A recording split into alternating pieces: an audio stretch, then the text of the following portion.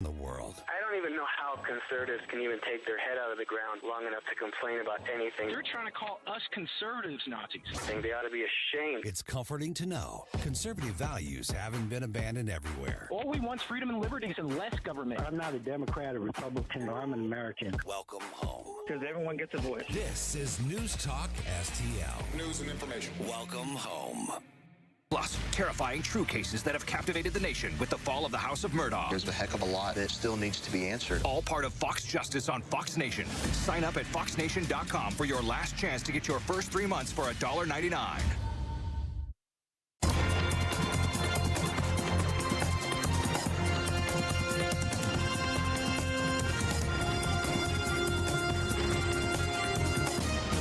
Now, a look at what's happening from the Fox News Rundown.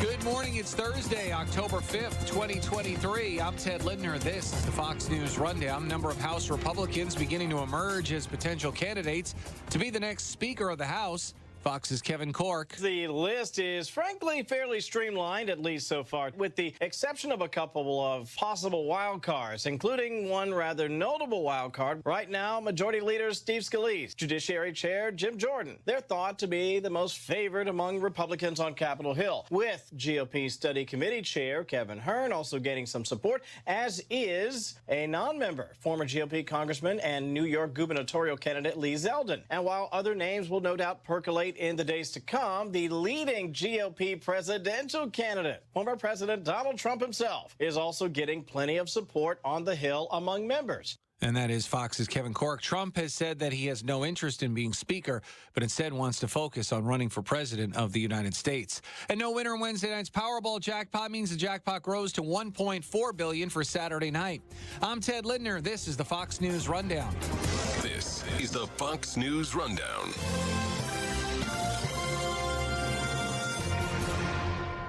This is News Talk STL at 1019, 94.1 and newstalkstl.com. The Vic Porcelli Show. So the Francis Howell School District, are they trying to push in any CRT or any kind of stuff? Are they using that new Zella? We'll talk to Francis Howell School Board member Jane Pushkar at 10:41 on Thursday. Weekday mornings at 9 on News Talk STL. Get ready for winter by making sure your family is warm and safe when the bone-chilling weather gets here. Mike Ferguson here for Anton's Plumbing, Heating, Cooling, and Energy Experts. Call them today to get your furnace tune-up. It's only $89, and it could save you hundreds or even thousands by preventing a breakdown. 314-338-3941 or antonshvac.com. Anton's installed our HVAC system, and we love it. Put their expertise and excellent customer service to work for you, just like they did for my house. antonshvac.com. Tony Colombo here, reminding you to visit my friends at Bluff City Outdoors in Alton before your next trip into the great outdoors. For decades, Bluff City Outdoors has covered all the needs for area fishermen, and they'll always have all the best bait, tackle, and gear for your next trip on the water. And now they cover all your bow hunting needs, including their state-of-the-art indoor archery range and techno hunt system, open every day for you to come shoot, or you can join a league. Follow Bluff City Outdoors on Facebook and learn more at bluffcityoutdoors.com. So here's a scenario. Saturday morning, you're having coffee, reading the paper, doorbell rings, and who's at the door? Why, it's Goober at the door. I said, hey, you want a new roof done? Don't go with Goober, go with Rufus. For your new roof. Love that. Tell us a little bit about Rufus. He's a good-looking guy. Rufus is a good-looking guy. He came to us, the idea from a beloved pet that we had, and we thought we needed a good mascot, and Rufus was born. Call Connor Roofing, 314-375-7475, or ConnorRoofing.com. That's CONNER Roofing.com. I'm Dr. TJ, owner of the Institute of Natural Health, co-owner of Optimal Nutraceuticals, and the host of Wellness 101. Wellness 101 is designed to cut through the nonsense and provide you common sense, science-based information regarding health and wellness. On the show, we discuss topics like thyroid health, gut health, hormone optimization, and many others. Our show airs Saturdays at 10 a.m. and 2 p.m. and Sundays at 11 a.m. and 3 p.m. right here on News Talk STL. For more information, visit us at inhstl.com. That's inhstl.com. Bill O'Reilly here, and I'm warming up. Stand by for the O'Reilly Update Morning Edition. But first, if you own a vehicle with less than 200,000 miles, listen up. CarShield is a low-cost monthly vehicle protection plan now available to you. This protection plan is at an all-time low price. Please call 800-925-7584 for a free quote. Drivers who activate today will also receive free roadside assistance and towing at no additional cost. That is 800-925-7584 right now. On this Thursday, Democrats in the House showed the nation once again that they are far more cohesive than their Republican peers. Not one Dem, not one, voted for Speaker McCarthy to retain his job. And so, for the first time in American history, as you have heard, a Speaker of the House is dismissed. 8 Republicans cast ballots to oust McCarthy, led by Congressman Matt Gaetz, who believes the former Speaker is not tough enough on liberal policies and high government spending. So Gaetz won, but his party lost. With the presidential election 13 months away, the grand old party has shown weakness to the nation. Kevin McCarthy is a consensus seeker, and in this polarized country, that did not play well among some on the far right. In theory, limiting government spending is vitally important. But at this point, the Matt Gaetz brigade does not have the votes to stop the fiscal madness that Democrats and President Biden have unleashed. So it is farewell to Mr. McCarthy as Speaker of the House. Hey, Kevin, we hardly knew you. It was unfair. He did not deserve this.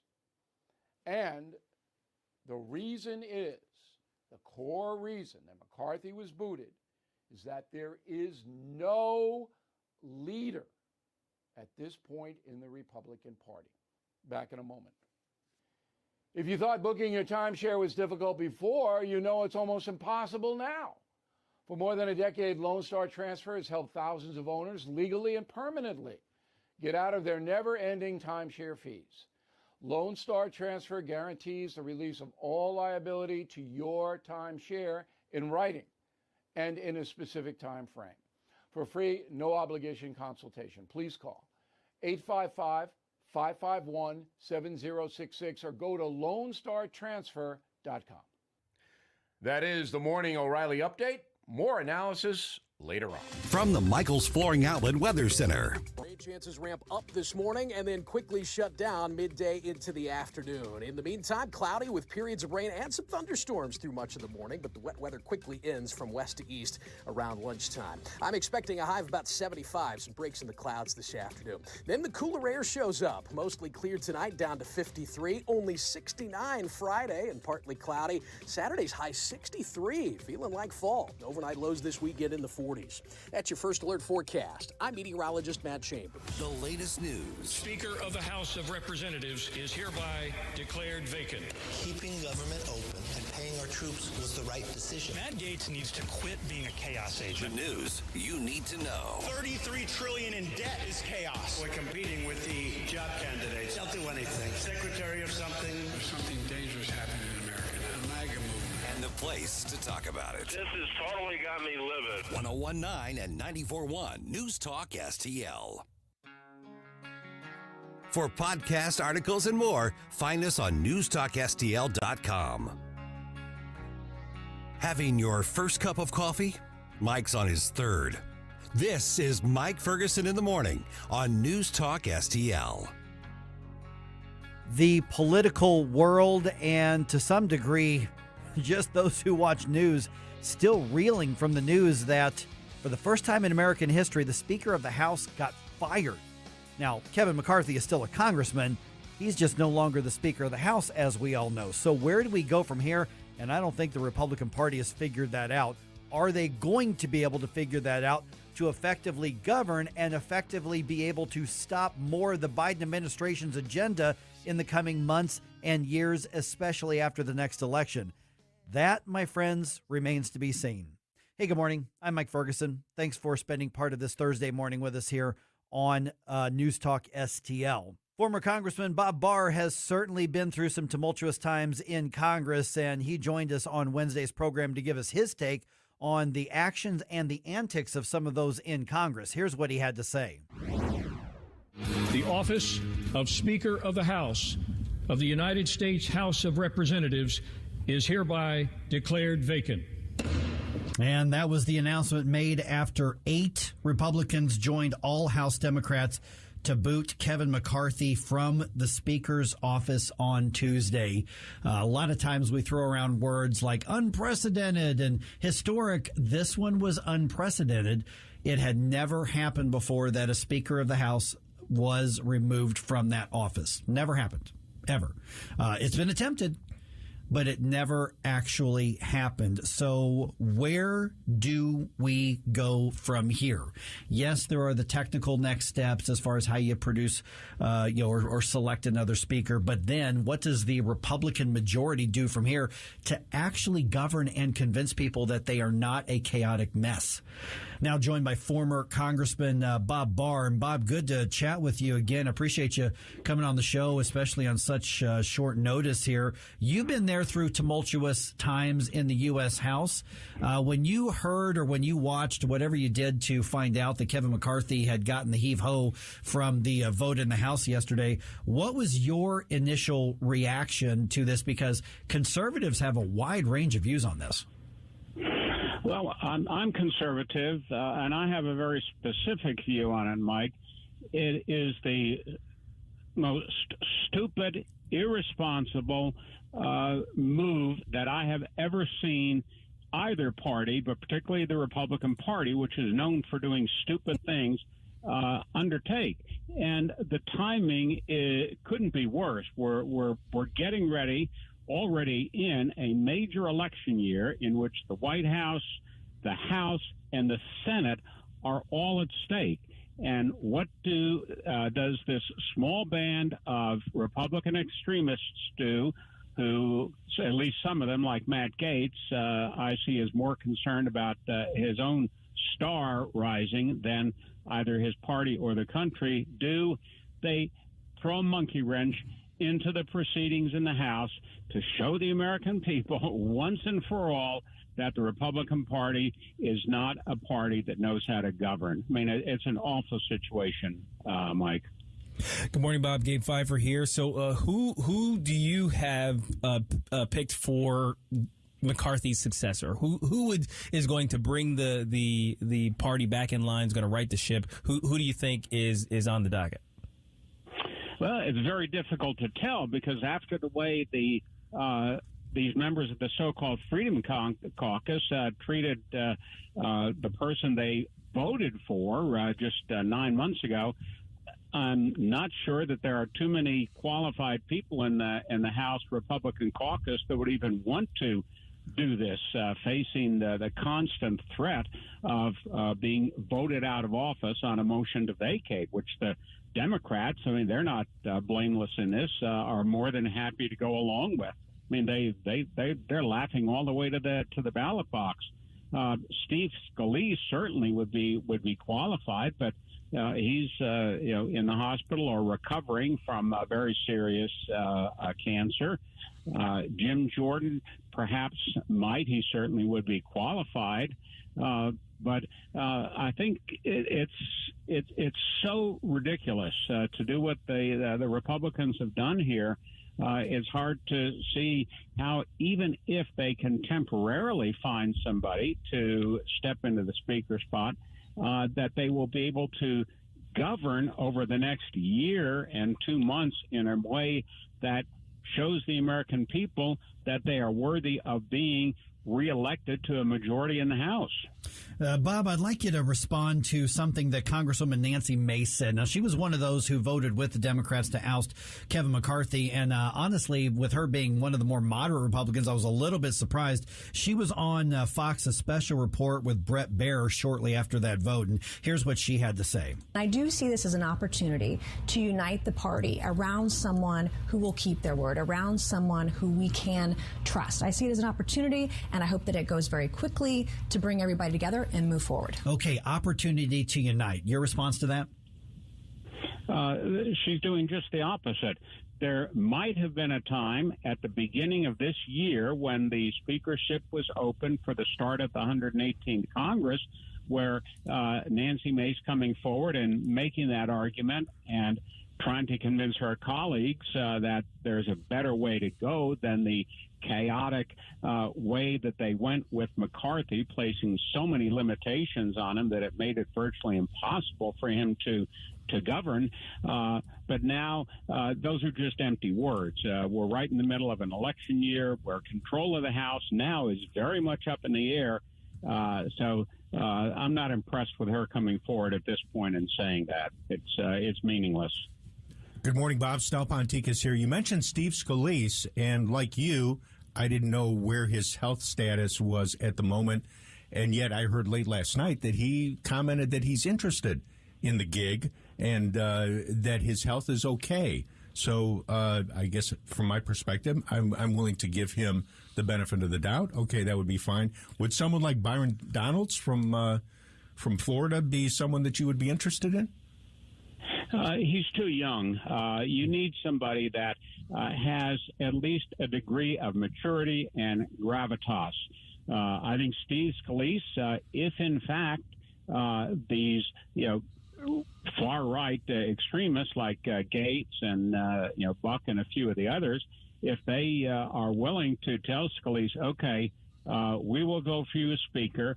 We commit not to pull another one of these idiotic shenanigans, at least through next year's election, so that we can get our House in order, our caucus in order, to maintain the majority, then I think he would be a great choice. But I don't think that he would, or that it would be wise for him to take on the position without some ironclad assurances from Gates and company that they are not going to pull another move like this one that they pulled yesterday. We are visiting with former Republican Congressman Bob Barr out of Georgia.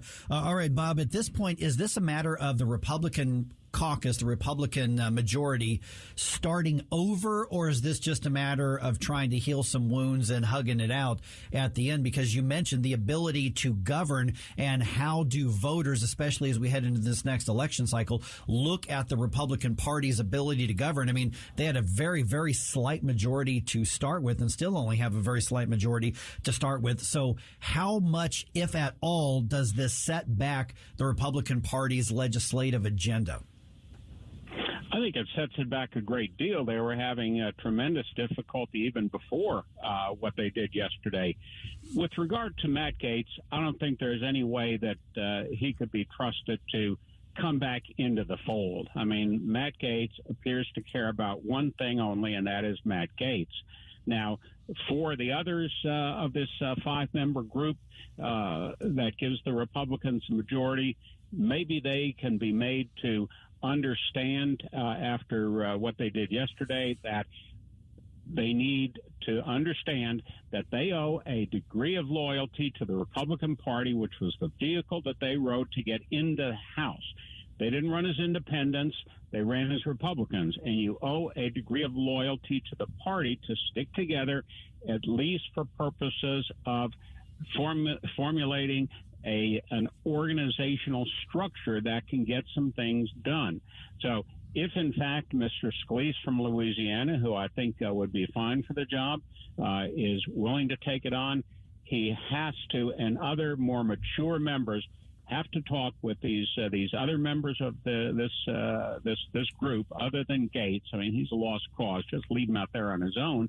And if they can understand that they do owe that degree of loyalty to the Republican Party, there's no more time for this fooling around and these childish, egotistical games, then I think that they may be able to move forward. But this is something that the Democrats are going to constantly remind voters of, particularly independent voters, in next year's election. And it's going to be difficult for the Republicans to overcome the stigma of being the chaos party. And so what are the next steps then? I mean, is this just a matter of the Republican caucus takes another round of votes? I mean, what's this going to look like now that they're not going to be back into actual full session until early next week? I mean, we do know the committees and stuff are going to meet, but what is this going to look like from a technical or a procedural standpoint from here?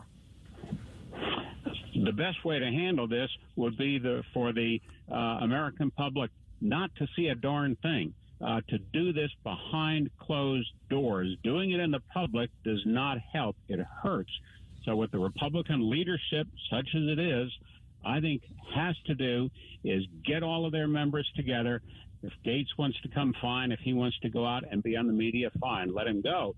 But all other members of the Republican caucus need to get into a closed room and duke this thing out and come out with somebody who has the stature, the maturity, the gravitas to lead the House, and who has secured those ironclad guarantees from these other members of this fringe group to stay together, at least for purposes of putting together an agenda and calling votes that are needed in order to win the election next year. If they do that, there's a chance.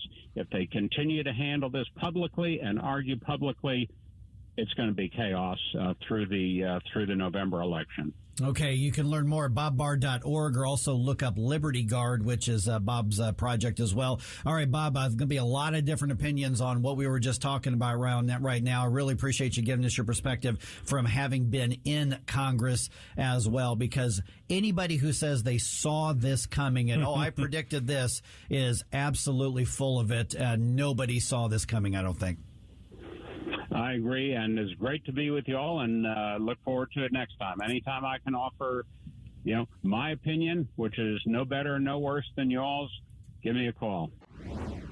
We've got that News Talk STL News Roundup to get you started here, coming your way in about 2 minutes and 37 seconds, right here on 101.9 and 94.1 News Talk STL. Right now, let's pause for an information segment.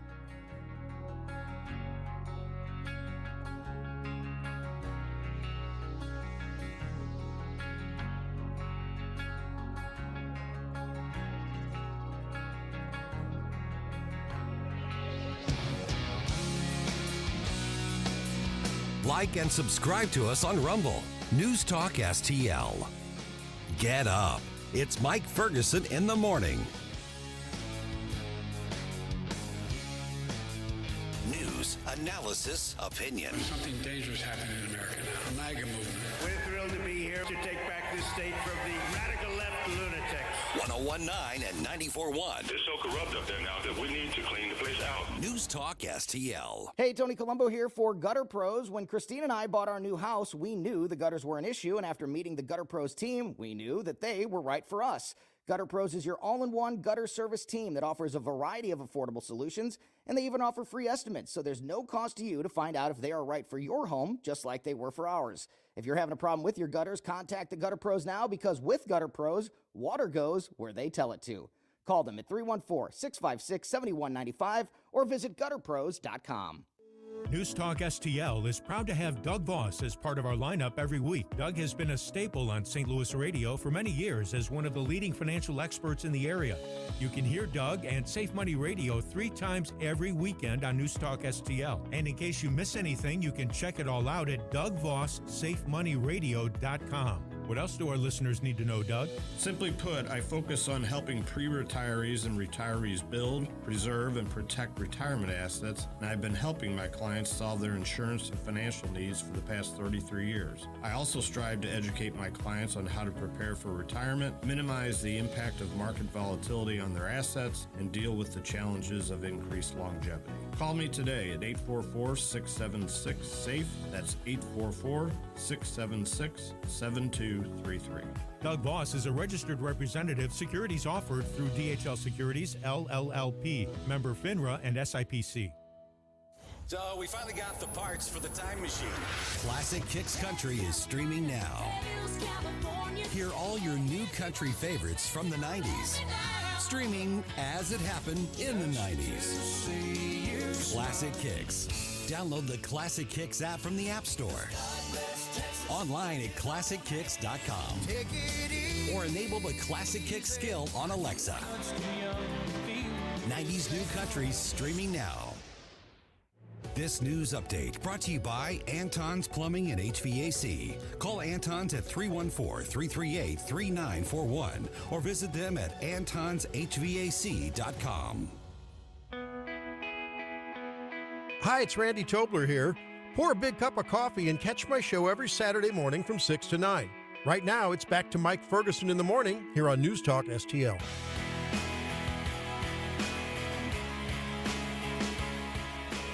All right, several Republican Congress critters are telling us who the two early top candidates are for Speaker. And from what we're hearing, I'm good with either one of them. Okay, I may be too. Yeah. There's a third one. I just don't know that much about him, but it looks like the top two are pretty clear at this point unless somebody else jumps into that melee. Okay. Which is going to happen over the weekend, it looks like. You're going French on us already. I am, yes, because I'm so cultured. All right, not only does Sam Page oppose freezing property taxes for seniors, he wants to raise those taxes on everybody. Even Tashara Jones understands this concept better than he does. Oh, my. This is so infuriating. And leftist tolerance strikes again here in the metro area. Twice. Yeah, we'll talk about that a little bit later on. All right, that's Del Ponticus. I'm Mike Ferguson, coming up on 5:50 right now. All right, let's get the quick update on the entire who's going to be the speaker type situation since Kevin McCarthy was booted out on Tuesday. Okay, here are the names that we're hearing. House Majority Leader Steve Scalise, Chairman of the House Judiciary Committee Jim Jordan, and Congressman Kevin Hern from Oklahoma, we are being told, are now seeking the position of Speaker of the House. Representative Nicole Maliotakis from New York, she's a Republican.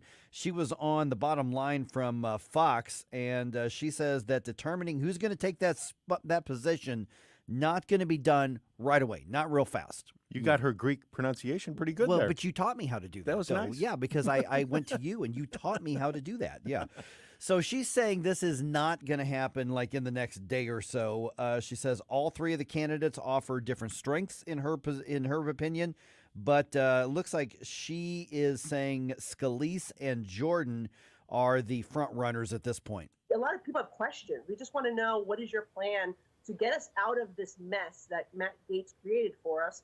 How are we going to make sure that we extract what we want from the Senate in this funding negotiations right now? Because we need to secure our southern border. That's our number one priority. Yeah, she's not wrong at all. But I will say this, that if Steve Scalise and Jim Jordan are actually the two leading contenders, I'm fine either way, and I'm not going to get real passionate about whether one beats the other or not. I think both would be fine choices. I was hoping that maybe Andy Biggs would be in the mix too, but maybe Andy's not interested. Doesn't seem to be throwing his hat in the ring there. Yeah. So that's a whole different type of negotiations in there and horse trading that happens for those type of positions. But hey, Scalise and Jordan, I'm good. I'm good with either one of those. Let's see here. What else is happening? The Biden administration is approving $9 billion in student loan forgiveness. This is going to affect 125,000 borrowers by making a number of tweaks to the income-driven repayment plan and what's called the Public Service Loan Forgiveness Plan as well, and that's a program that's already in place right now. He was at the White House speaking, saying this is all part of his keeping his campaign promise to get as many student loan debts erased as possible. I believe the court's decision to strike down my student debt relief program was wrong, but I promised I wouldn't give up. Since then, my administration has been pursuing a new approach, grounded and under a different law, the Higher Education Act. The Higher Education Act already in place, and that was not part of that federal lawsuit that went to the Supreme Court. It allows the Secretary of Education to do some waivers or release student debt under certain circumstances. So basically, they're looking where are the loopholes and how many of these things can we discharge, basically. As we've spoken about in the past, it's another backdoor play. Oh, yeah, without a doubt. My goodness. No question, yeah. So he's going to do as many of those as possible, as many loopholes as he possibly can, especially going into the next election cycle, but also with, I know what my student loan payments for my daughter are going to be. My student loans have been paid off for years. So that's going to make a difference in our budget, which, we knew was coming and we planned for, and it's still going to make a difference. And this is going to affect the economy because after 3 years between the Biden and the Trump, suspension of those, just as we've had economists on the program like Howard Waller, they have said what's happened is people just absorbed that into other spending, and they took on other debt or they bought other things, and everybody was kind of promised these would never come back, and now you actually have to pay your debt back, and so people are going to probably freak out, and the Biden administration does not want that happening on their watch as they head into the election cycle, not just for the White House, but also for Congress as well. Speaking of going with a backdoor play, and I didn't know if you were going to mention this, and I know we've got only a certain amount of time here. Mm-hmm. Did you catch the information on the southern border and Mayorkas reversing his position? Yeah. And saying, oh, yeah, we'll go ahead and build some more of the border. He's got a great idea. Let's build a wall. Oh, thanks. Man, if only you'd been told that before somewhere. Yeah, so. Okay, I was just wondering. Yeah, exactly. Let's see here. Other news here. An Army soldier from Franklin County was killed in a training accident this week. Specialist Brian Joshua Snowden was in what's called a light-medium tactical vehicle in Alaska when the accident happened. He was one of 2 soldiers killed. 12 others were hurt. Specialist Snowden joined the Army in 2020. He'd been stationed in Alaska since March of 2021. Ooh, sorry to hear that. Yeah, it's terrible. Absolutely terrible. Okay, so Sam Page has an idea for closing the county's estimated $47 million budget deficit. Guess what he wants to do? Uh-oh. Raise property taxes. Uh-oh. Wait till Gabe gets here. What an a-hole oh, man. Sam Page is. Yeah, that's part of his proposal after the county government rejected an idea to freeze property taxes for seniors. So he's admitting that there will have to be some spending cuts as well. So you have year after year after year of deficit spending money that the county does not have. You have had the emergency funds, the reserve funds be depleted. They're trying to put those back in. By the way, the RAM settlement money isn't being considered for any of this, although I think Page says, we could use a little bit of it. Mark Harder is saying, hey, we've got, who knows how many tens or hundreds of millions of dollars coming in. Mm-hmm. Let's offset there. But Sam Page actually saying, you know what, we'll just do a small increase to property taxes on the rate. But they're already jacking up the evaluations and the assessments. And I know that some lawmakers have said, oh, well, that's just a formula. No, they're squeezing us in the county just to milk more money out of us. And for Sam Page to say, well, just a small property tax increase will have to be used because you can't do your job because the county government can't be fiscally responsible. They're going to go squeeze the rest of us. I am telling you, if you're in a position to move out of St. Louis County, you should move to St. Charles County or to Jefferson County right now. They're just going to keep doing this to us. Absolutely infuriating. And this is what happens when you elect leftist leadership and a leftist majority, is that you get proposals because they'll probably vote for a tax increase. I mean, you've got a Democratic majority who looks at the people and the homeowners and the property owners, and they say that, you know what, these are all sources of revenue for our programs, not people who are to be served by government. We are just sources of revenue to be squeezed. All right, rant over for the moment. And you've had that painful increase show up. It's unbelievable. They told us that my wife and I, they told us our house in value went up over $100,000 in less than 2 years. Oh, man. Complete BS. Yeah. We've got a nice house, but it didn't go up $100,000. They just want more money. All right, all 4 of MLB's wild card series were decided in 2 straight games, 2 straight sweeps. Rangers swept the Rays, Twins swept the Blue Jays, Diamondbacks swept the Brewers, meaning there will be no NL Central presence in the playoffs anymore. And the Phillies swept the Marlins. Next round of games starts on Saturday, so we got a couple days off with no Major League Baseball. And then the games start around noon our time in case you want to reserve your spot at your favorite sports bar. Okay. I was honestly hoping that the Brewers would advance. Yeah, if they're going to beat us, at least then they should go deep. Then we can say we got beat by a good team. Hi, Sean Long for STL Fenceworks. STL Fenceworks is proud and excited to install American-made aluminum and vinyl fence products, as well as American-made decking. For instance, STL Fenceworks has teamed up with Jareth Manufacturing. Jareth invented the aluminum fence industry over 50 years ago. The Jareth product is wholly sourced and manufactured in the U.S., and STL Fenceworks is the 3rd largest Jareth customer in the world. STL Fenceworks is vinyl fencing also, and not just white. We partner with National Vinyl Products to provide you with tan, clay, gray, and variegated wood grain vinyl fence products too, all made in the U.S. Not to be forgotten, STL FenceWorks is maintenance-free decking. STL FenceWorks is the #1 distributor of Wolf Cellular PVC in the Midwest, proudly manufactured in the U.S. and voted #1 maintenance-free decking product in the United States. Let STL FenceWorks make your outdoor space magical. Visit stlfenceworks.com today and learn how we can make your backyard dreams into a reality. At STL FenceWorks, your satisfaction is our passion. Tony Colombo here with a great offer from Zero Res. Just mentioned the Colombo special when you book a cleaning in October, and you'll get 3 rooms of carpet cleaned starting at just $129 plus $50 off an air duct cleaning. We've trusted Zero Res with our home for years, and 5,000 Google reviews with an average of 4.9 out of 5 says it all. Zero Res is the best when it comes to cleaning any surface in your home. Just remember to mention the Colombo special when you call 314-474-2020 or book online at ZeroResSTL.com. Do you owe the IRS $10,000 or more in back taxes? Are you being audited or investigated? Has the IRS sent you a letter demanding payment? You may not owe what they claim. Make this free call to the tax doctor now. Let them negotiate with the IRS on your behalf. 800-240-4586. 800-240-4586. That's 800-240-4586. KLGY HD3 Clayton, K270BW Bellefonte, KNVS Bowling Green. This is News Talk STL at 1019, 94.1, and always streaming at newstalkstl.com. News this hour from townhall.com. I'm Rich Thomason. Deposed House Speaker Kevin McCarthy probably regrets some of the expenditures made by a political action committee he's associated with. That super PAC spent millions in support of Republican candidates in the last election cycle. Some of those candidates voted to take the Speaker's gavel away from McCarthy.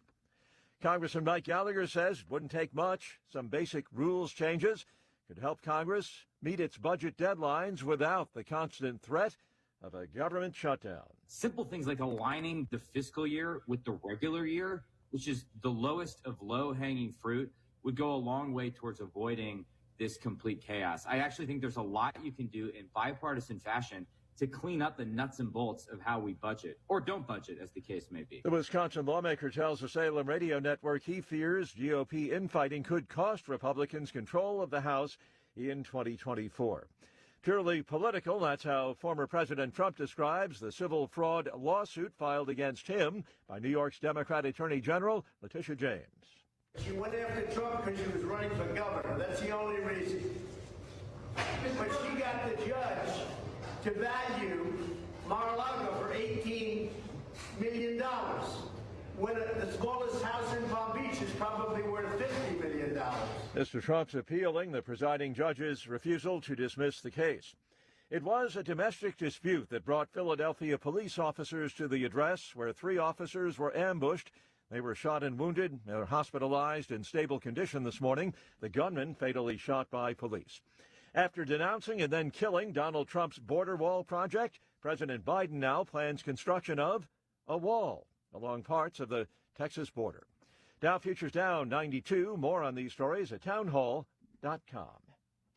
This is Brant along with Sherry here. And so you hear me doing these spots for MediShare, and Sherry actually helps me with them. I get people actually in person saying, okay, Brant, for real, do you recommend this? Like, yeah, for real, I actually do. I'm not just saying stuff. So family, friends ask me about it. I'm like, yes, you should look into this. It's really a great option for a lot of people. That's what I tell people. My experience has been, MediShare has been fantastic for me. Yeah. It's so different from health insurance in a lot of great ways, honestly. Yeah, and see, a lot of people who've switched tell me that. It's the same reaction. They're very, very happy with it, and it gives them peace of mind and saves them a lot of money. I would tell people, look into it. Yep. So really, for reals, if you want to talk to them, they're great to talk to. I think you'll be impressed and happy you looked into it. So you do the phone number. I'm actually tired of doing all the phone numbers.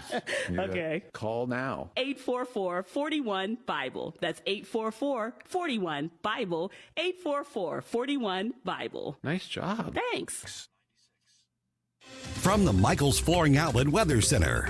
chances ramp up this morning and then quickly shut down midday into the afternoon. In the meantime, cloudy with periods of rain and some thunderstorms through much of the morning, but the wet weather quickly ends from west to east around lunchtime. I'm expecting a high of about 75, some breaks in the clouds this afternoon. Then the cooler air shows up. Mostly clear tonight, down to 53. Only 69 Friday and partly cloudy. Saturday's high 63, feeling like fall. Overnight lows this week get in the 40s. That's your First Alert forecast. I'm meteorologist Matt Chambers. This hour of News Talk STL is brought to you by Rodney and Jen Wallner and the entire Wallner home selling team at Berkshire Hathaway. Call them today at 314-810-SOLD. 314-810-SOLD. The Herzog Foundation is the vision of its founder, Stanley Herzog, and it exists to promote and accelerate the development of quality Christ-centered K-12 education. Hi, this is Daryl Jones, president of the Herzog Foundation. We have an exciting new training opportunity available for public school and Christian school teachers. The Herzog Foundation Institute has partnered with the Bill of Rights Institute to offer 4 training events in 4 Missouri cities this year. These day-long professional development opportunities are best suited for middle and high school civics, government, U.S. history, and social studies teachers. Middle and high school teachers have a unique opportunity to strengthen civic knowledge and values for the next generation. We want to help teachers seize this opportunity. Visit herzogfoundation.com/events to learn more and register for a Bill of Rights Institute training event near you. herzogfoundation.com/events. herzogfoundation.com/events. News, analysis, opinion. The Committee on Oversight and Accountability will come to order. Our investigation is now focused on whether President Biden engaged in impeachable offenses. 101.9 and 94.1. I have no comment on any investigation that's going on. News Talk STL. Mike Ferguson. We the people. Gabe Pfeiffer. It's not rocket science. Rocket science. Get up! Get up! Can't you hear the alarm? Get up! Get up! Mike Ferguson in the morning on News Talk STL. We're seeing occasional headlines, but more often than not, hey, the experts at the CDC, if you want to still call them that, they say, brace yourselves. We've got another round of COVID-19 on the way. We've got to be prepared and everything that goes with it. And for a lot of people, myself included, what that means is I'm thinking back to the times that a bunch of politicians wanted to shut me in my house and tell me I couldn't go to my church, or tell me where I could go and couldn't go, and buy and couldn't buy. Could we be on the verge of that happening again? A lot of people would say, no, we've learned our lesson, but have we? And either way, what do we do about it? I'm Mike Ferguson. Interesting op-ed I originally saw at redstate.com, but it was, you can find it now at the Heartland Institute. A new COVID-19 variant is on the rise. You should call your state lawmakers. And it was written by Samantha Fillmore, who joins me right now. She's the Senior State Government Relations Manager at the Heartland Institute. Interesting juxtaposition in the title right there, Samantha. New COVID-19 variant is on the way, so call politicians. What's the connection between the two? Well, first of all, thank you for having me, Mike. I know that it does sound like a glaring juxtaposition, and most Americans after the pandemic aren't eager to trust their lawmakers. Although I think there's a lot of confusion in exactly what lawmakers want to have this unilateral power over you. We saw a lot of it from the federal government, obviously, but we saw so many governors just take absolute crazy overreach with the emergency powers that are granted to them in their state constitutions.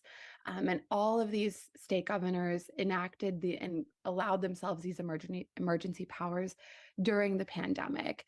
You had, obviously, the worst examples, Governor Gavin Newsom and Andrew Cuomo in New York, just absolutely locking all of their citizens in their homes while, of course, still going to fancy restaurants and doing whatever they wanted to do. So obviously we all know that story and lived through that nightmare.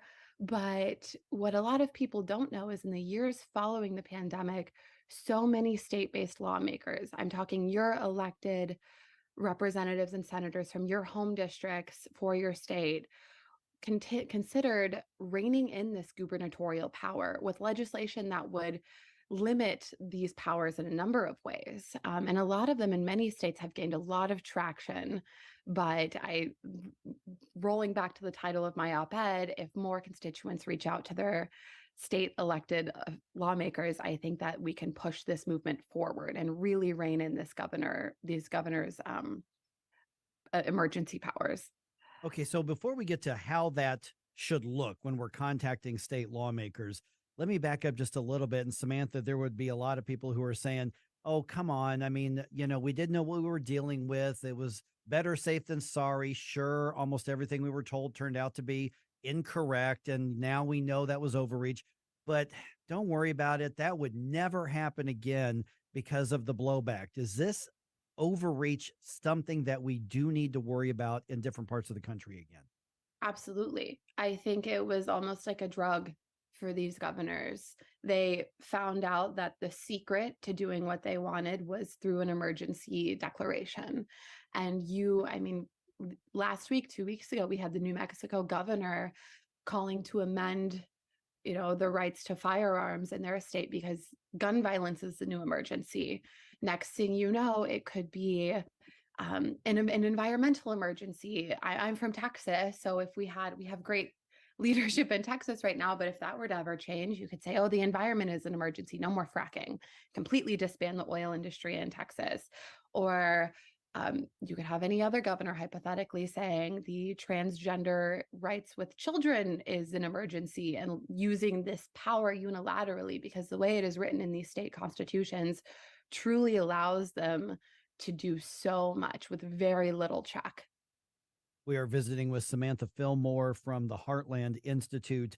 When it comes to the actual emergency powers, I mean, when you look at these state constitutions, some of them going back 200 plus years, 240 plus years on the eastern part of the U.S., when those were written in, it was just assumed that these clauses, these powers would never be used unless it was an absolute mass dire emergency. So have we redefined what an emergency is for politics? And is it possible to still mitigate a legitimate emergency and protect all of our rights at the same time? Yes to both of those questions. Yes, emergency, in my opinion, has been changed. Initially, the way it was intended was for large, tragic natural disasters and wartime. Obviously, governors can engage the National Guard in most of their states. So that has changed because we had Governor Gavin Newsom and we had other more very aggressive on the COVID governors continue to call COVID an emergency long after people were getting sick, after Americans did what they said to do, after Americans got the shots, after Americans stayed inside. Gavin Newsom reinstated their state of emergency in upwards of 20 times, and it lasted over a year and a half, which is so dramatic. So I would say, yes, the definition of emergency has changed. In terms of how we change that or how that can be mitigated to getting back to its roots of real emergencies, that would be done in very specific legislation passed through the states. Some that I've seen before going into it too much limits the duration of a state of an emergency and requires concurrent resolution from the legislature if a governor wants to continue to re-up and refresh the state of emergency. And you can put in any specific parameters. I've seen states where they specifically lay out this governor can have these powers if it is a natural disaster, if there is war, if there is fire, if there is famine, and really specifically line out what can and cannot be defined as an emergency in their state. Yeah, you've mentioned Gavin Newsom in Illinois. J.B. Pritzker took a very similar approach as well. And so when it comes to a lot of these emergency orders and lockdowns, there were some local governments doing the same thing. Do the same principles apply when it comes to contacting state lawmakers, not just to rein in a governor, but also to deal with maybe rogue local governments? That is absolutely possible, especially if you're working in your own locality. But you could also take this approach and work it down the ladder rather and reach out to your local like city board officials. I know the city of Chicago had very egregious lockdown policies. So you can continue to use this approach at any level.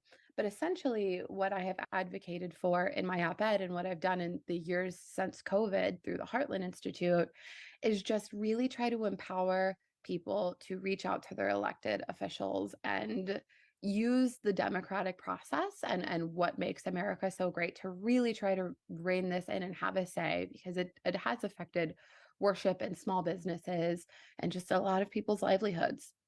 The article is called "A New COVID-19 Variant is on the Rise. You Should Call Your State Lawmakers."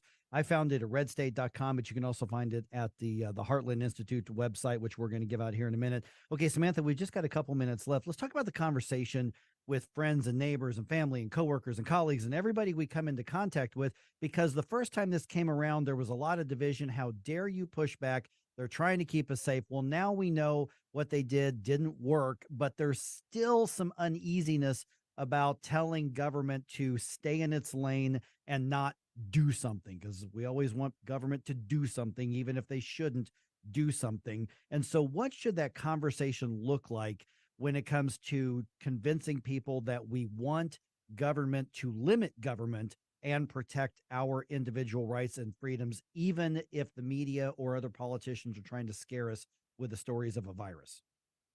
I think the best approach to that conversation, when I've had it with friends and neighbors, is to put it in the position of reinserting ourselves as voters in the process. This American government that we has been such a great experiment in the history of man for democracy, has really grown and gotten so out of reach from the voters. And people, I think, often forget that we are the ones who elect the people who make these choices for us. So by asking people to reach out to their state lawmakers, and by asking those state lawmakers to vote on and introduce provisions that would check in their governor, you are truly re-injecting yourself as an individual and as an American into the process that, through our Constitution, is promised to work for us. It's not how dare we think that we could control government, or why would we step in this process, but it really is reminding Americans what the fulcrum of our society and our political government is about. And this is, I think, something that would make our founding fathers proud. This is what it was our government was intended to do. Samantha, how do we follow what you do at the Heartland Institute? You can find me at the Heartland Institute at heartland.org.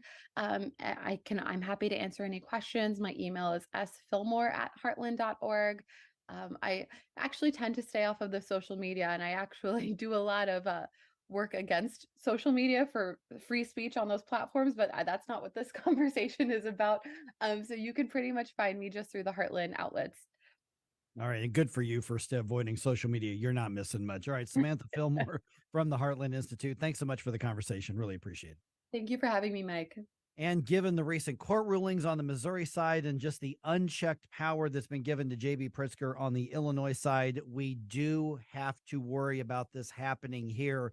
Sam Page, Tashara Jones, J.B. Pritzker, we know they're going to try it again. I think Mike Parson has learned his lesson, and he won't. So we've got to be aware now and be ready to be engaged. What I would do to follow Samantha's advice as she was laying all that out, send your state representative or send your state senator or both a quick note saying, we're hearing about these stories. We will not go through this again. What are you going to do to limit the authority of health departments like St. Louis counties or state officials to try to lock us down again? And demand an answer. All right, 314-912-1019. This is 1019 and 94.1 News Talk STL.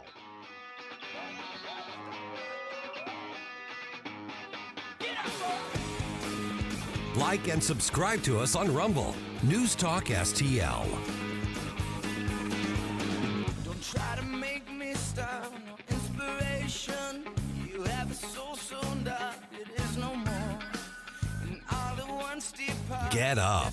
It's Mike Ferguson in the morning. To fight your war. Stop right now. I have I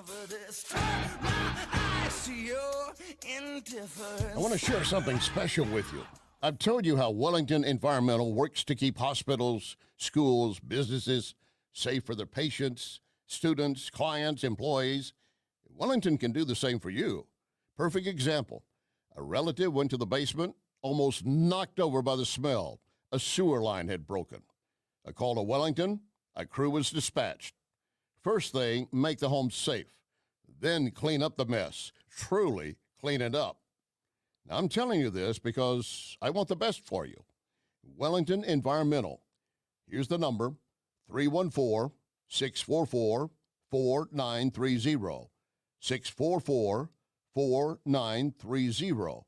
AAA rating with the Better Business Bureau. 644-4930. Wellington Environmental. Your world. Cleaner, better, safer.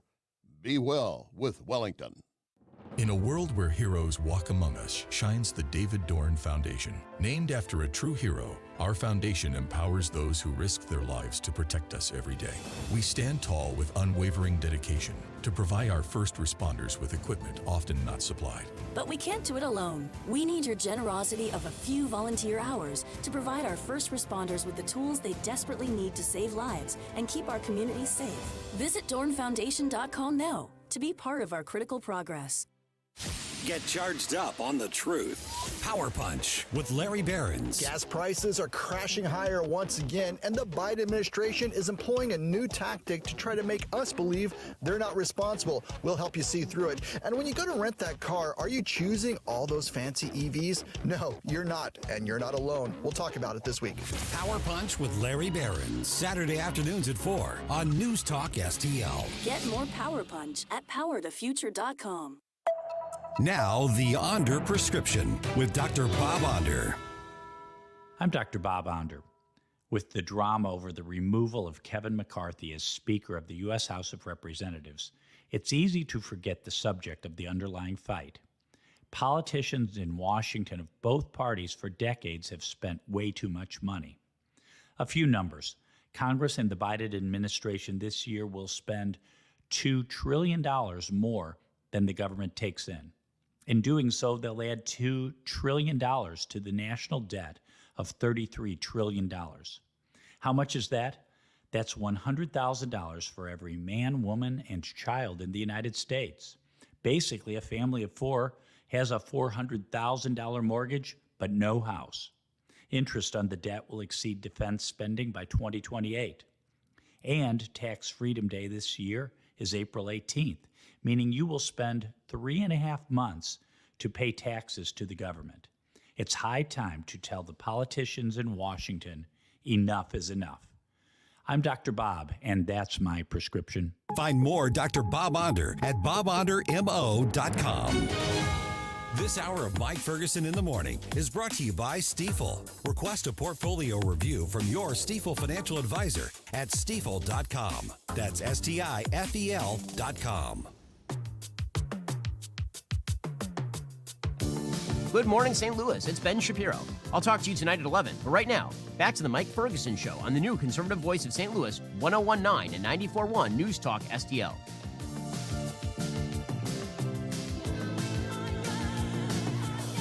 Hey, Gabe. Yes, sir. Guess what Sam Page wants to do to your property taxes? I don't know, Well- but I'm assuming it's bad because it's Sam Page. Yeah, and just in case you forgot what a schmucky is, I'm going to remind you here. Okay, Just all right. A second here. A schmuck. All right, looks like three names are emerging to the top of the discussion when it comes to the race for Speaker of the House. Two of those likely the front runners, and I've got the names for you at 6:35. Okay. So the update on that. Stay All right, tuned. I'm Mike Ferguson. Got Gabe Pfeiffer here. Got Stel Ponticus here. Tashara Jones. Let's start in St. Louis City. Sort of on board with a property tax freeze for seniors. Really? Sort of. sort of. Okay, that's shocking to me. Right. So it's still better than Sam Page's approach, which we're going to get to in just a minute. But I always like to say give credit where credit's due. Yes. Even when the people who are wrong about pretty much everything, if they occasionally get something right, point that out. She's partially right here. So I'm Okay. going to give her a little bit of credit, All right. but not full credit. So, I mean, even a blind squirrel can get a nut once in a while. Exactly what I was going to say. I'm right. We're together on this one. in this case, half a nut. Okay. So here's what's happened is obviously, with the legislature last year passing that bill, passing that law that says local governments can freeze property taxes for senior citizens. So, whatever, just in case you're new to the conversation, whatever your property tax bill is, the actual dollar number, whatever that is at as of 2024, that would be your property tax bill as long as you're in that house if you're over 62. And so local communities, governments are allowed to do that.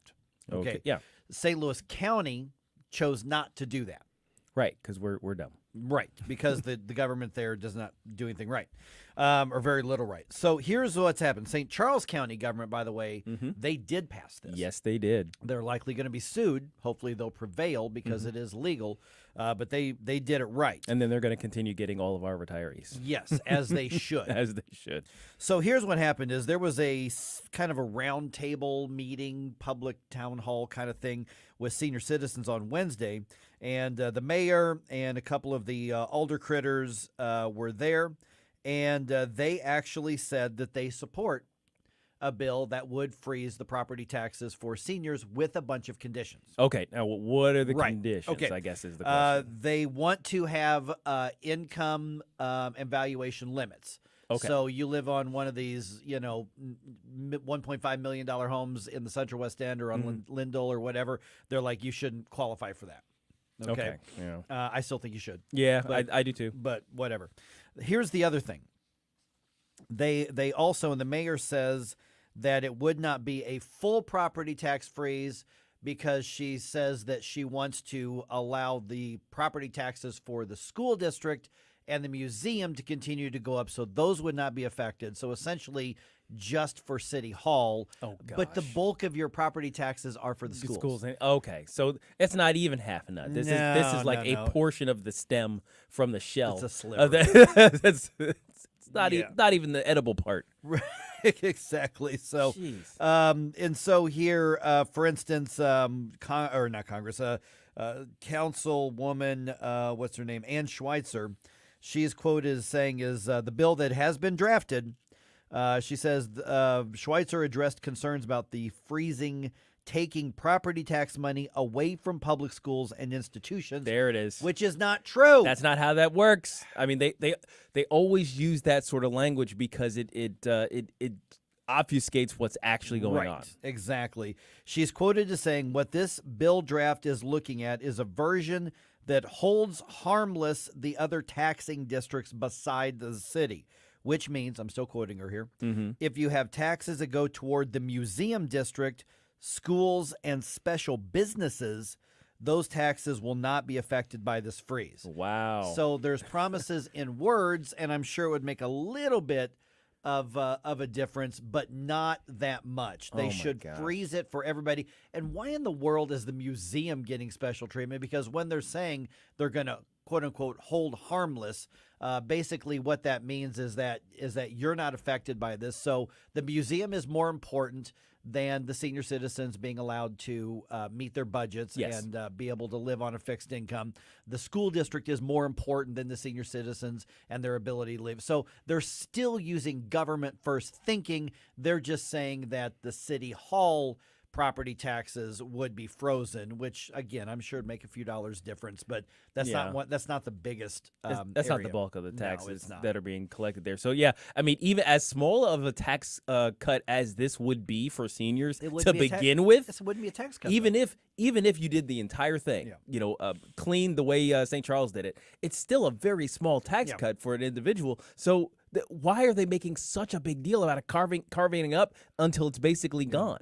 I still dispute that it's an actual tax cut. Well, yes. Yeah. Yes. It's a freeze. You know what? You're right. I'm falling into the trap of using their version of the language. Yeah. Right. Well, what's the opposite of a cut, though? An increase. That's what Sam Page wants to do. Oh, really? Yep. No. So okay, well, it's like I figured then. A budget proposal from Sam Page would raise property taxes, the actual property tax rate.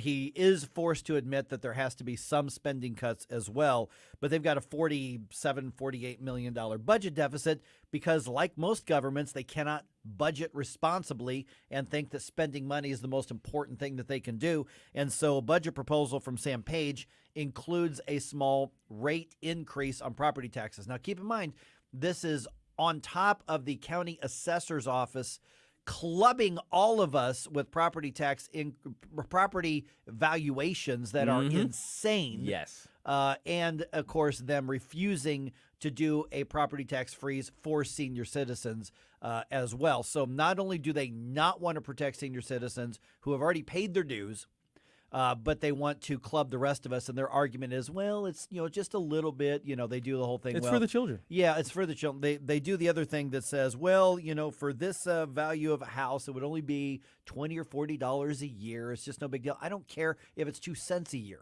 Right. You have enough of my tax money, and you are artificially squeezing more money out of us than you deserve. That's for sure. If it's just raising it $40 a year, why not just cut it $40? How about just cut some spending equivalent to $40 a year somewhere? How about that? If it's just that much, then why is it such a big deal to you to get? Right. And I mean, my neighbor and I were just talking about this. The valuation's going up. He's like, and he was like, my escrow went up, and he's like, I didn't do anything to my house. I'm in the middle of property improvements right now. Yeah. So I totally am expecting value increases at the end of all that stuff. But my neighbor's like, I've done nothing, and yet all of my bills now have gone up. Well, like I told you, in the last 2 years, the county assessor, St. Louis County, claims that Rachel and my house has gone up in value over $100,000. Yeah. So basically, you guys added another house onto your house. Basically, yeah. That's what they're arguing. I mean, congratulations. Yeah. So that'll teach us to improve our property. Yeah. Don't do that. I mean, it's just stupid. Don't do that in the future. Oh, and by the way, if you're gonna do it, give me a percentage of the cost of it. I'm still mad about it. Oh, jeez. All right, 314-912-1019. This is what leftists think of you. You are just a source of revenue. I'm telling you, if you've got the ability to move out of St. Louis County, you should move into St. Charles County. Yeah. Honestly. They treat people better. Government treats people better there. That's what they should do. And if you live in the city, you're nuts. Get out of the city no matter what. Period. What are you even thinking? We're getting out of the city. Either next month or the month after, we're moving out. Oh, yeah. And we're moving, unfortunately, we're moving into the county, but it's still a much better deal than moving into the city. So Maryland Heights, hey, we're coming your way. I'll start seeing you. I'll be the guy driving to work really early in the morning. All right, just ahead here, let's do an update on the race for the next Speaker of the House. Got the names for you, who are the top contenders right here on 1019 and 94.1 News Talk STL. We give you news, analysis, opinion, and more. Only on News Talk STL.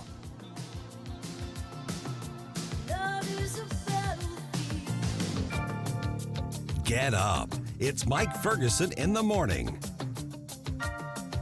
From the Michael's Flooring Outlet Weather Center. Rain chances ramp up this morning and then quickly shut down midday into the afternoon. In the meantime, cloudy with periods of rain and some thunderstorms through much of the morning, but the wet weather quickly ends from west to east around lunchtime. I'm expecting a high of about 75, some breaks in the clouds this afternoon. Then the cooler air shows up, mostly clear tonight down to 53, only 69 Friday and partly cloudy. Saturday's high 63, feeling like fall. Overnight lows this weekend in the 40s. That's your first alert forecast. I'm meteorologist Matt Chambers. This is 1019 and 94.1. Female millennial Trump supporter. I listen to it like every day. Like, seriously, you get it. News Talk STL. Hey, it's your buddy Todd Showalter from The Right Mind Show. For 25 years, offices, hotels, restaurants, and churches have been saving money and time by shopping at discountcoffee.com. They offer the largest selection of name brand coffee, tea, cappuccino, break room supplies, and free shipping to your home or office. Plus, get an extra 15% off when you use the coupon code RightMind. That's discountcoffee.com. Order now at discountcoffee.com. We're here with our great friends, Kathy and Rob Connor from Connor Roofing. One thing I love about your company, Kathy, is customer service. We pride ourselves on making sure our customers are happy, and you can check out our Google reviews. We're very proud of that as well. And if you're not happy, we will do what it takes to fix the problem. Well, that's just it. You set expectations, and we like to really educate our customers, and it gets done the way we said we were going to do it. Call Connor Roofing, 314-375-7475, or connorroofing.com. That's CONNER roofing.com. Southern Armory, your hometown gun store. Come and be more than just a customer. Southern Armory, we carry the best guns, holsters, knives, magazines, ammunition, and even food storage. Special orders are welcome. Southern Armory, 1 mile east of 270 and 44, 9901 Watson Road, and southernarmory.com. That's southernarmory.com. Whether you're purchasing your first firearm or adding to your collection at Southern Armory, you're more than a customer, you're part of the family. Follow Southern Armory on Facebook or at southernarmory.com. Tim Jones and Chris Arps in the afternoon. We're live from Johnny's Hideout at 405. We'll speak with Daryl Jones from the Herzog Foundation. 425, Dakota Wood from the Heritage Foundation. Tim Jones and Chris Arps. Weekdays at 4 on News Talk STL.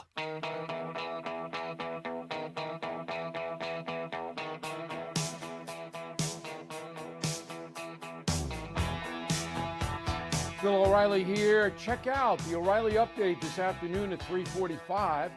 Right now, it's back to Mike Ferguson in the morning on News Talk STL.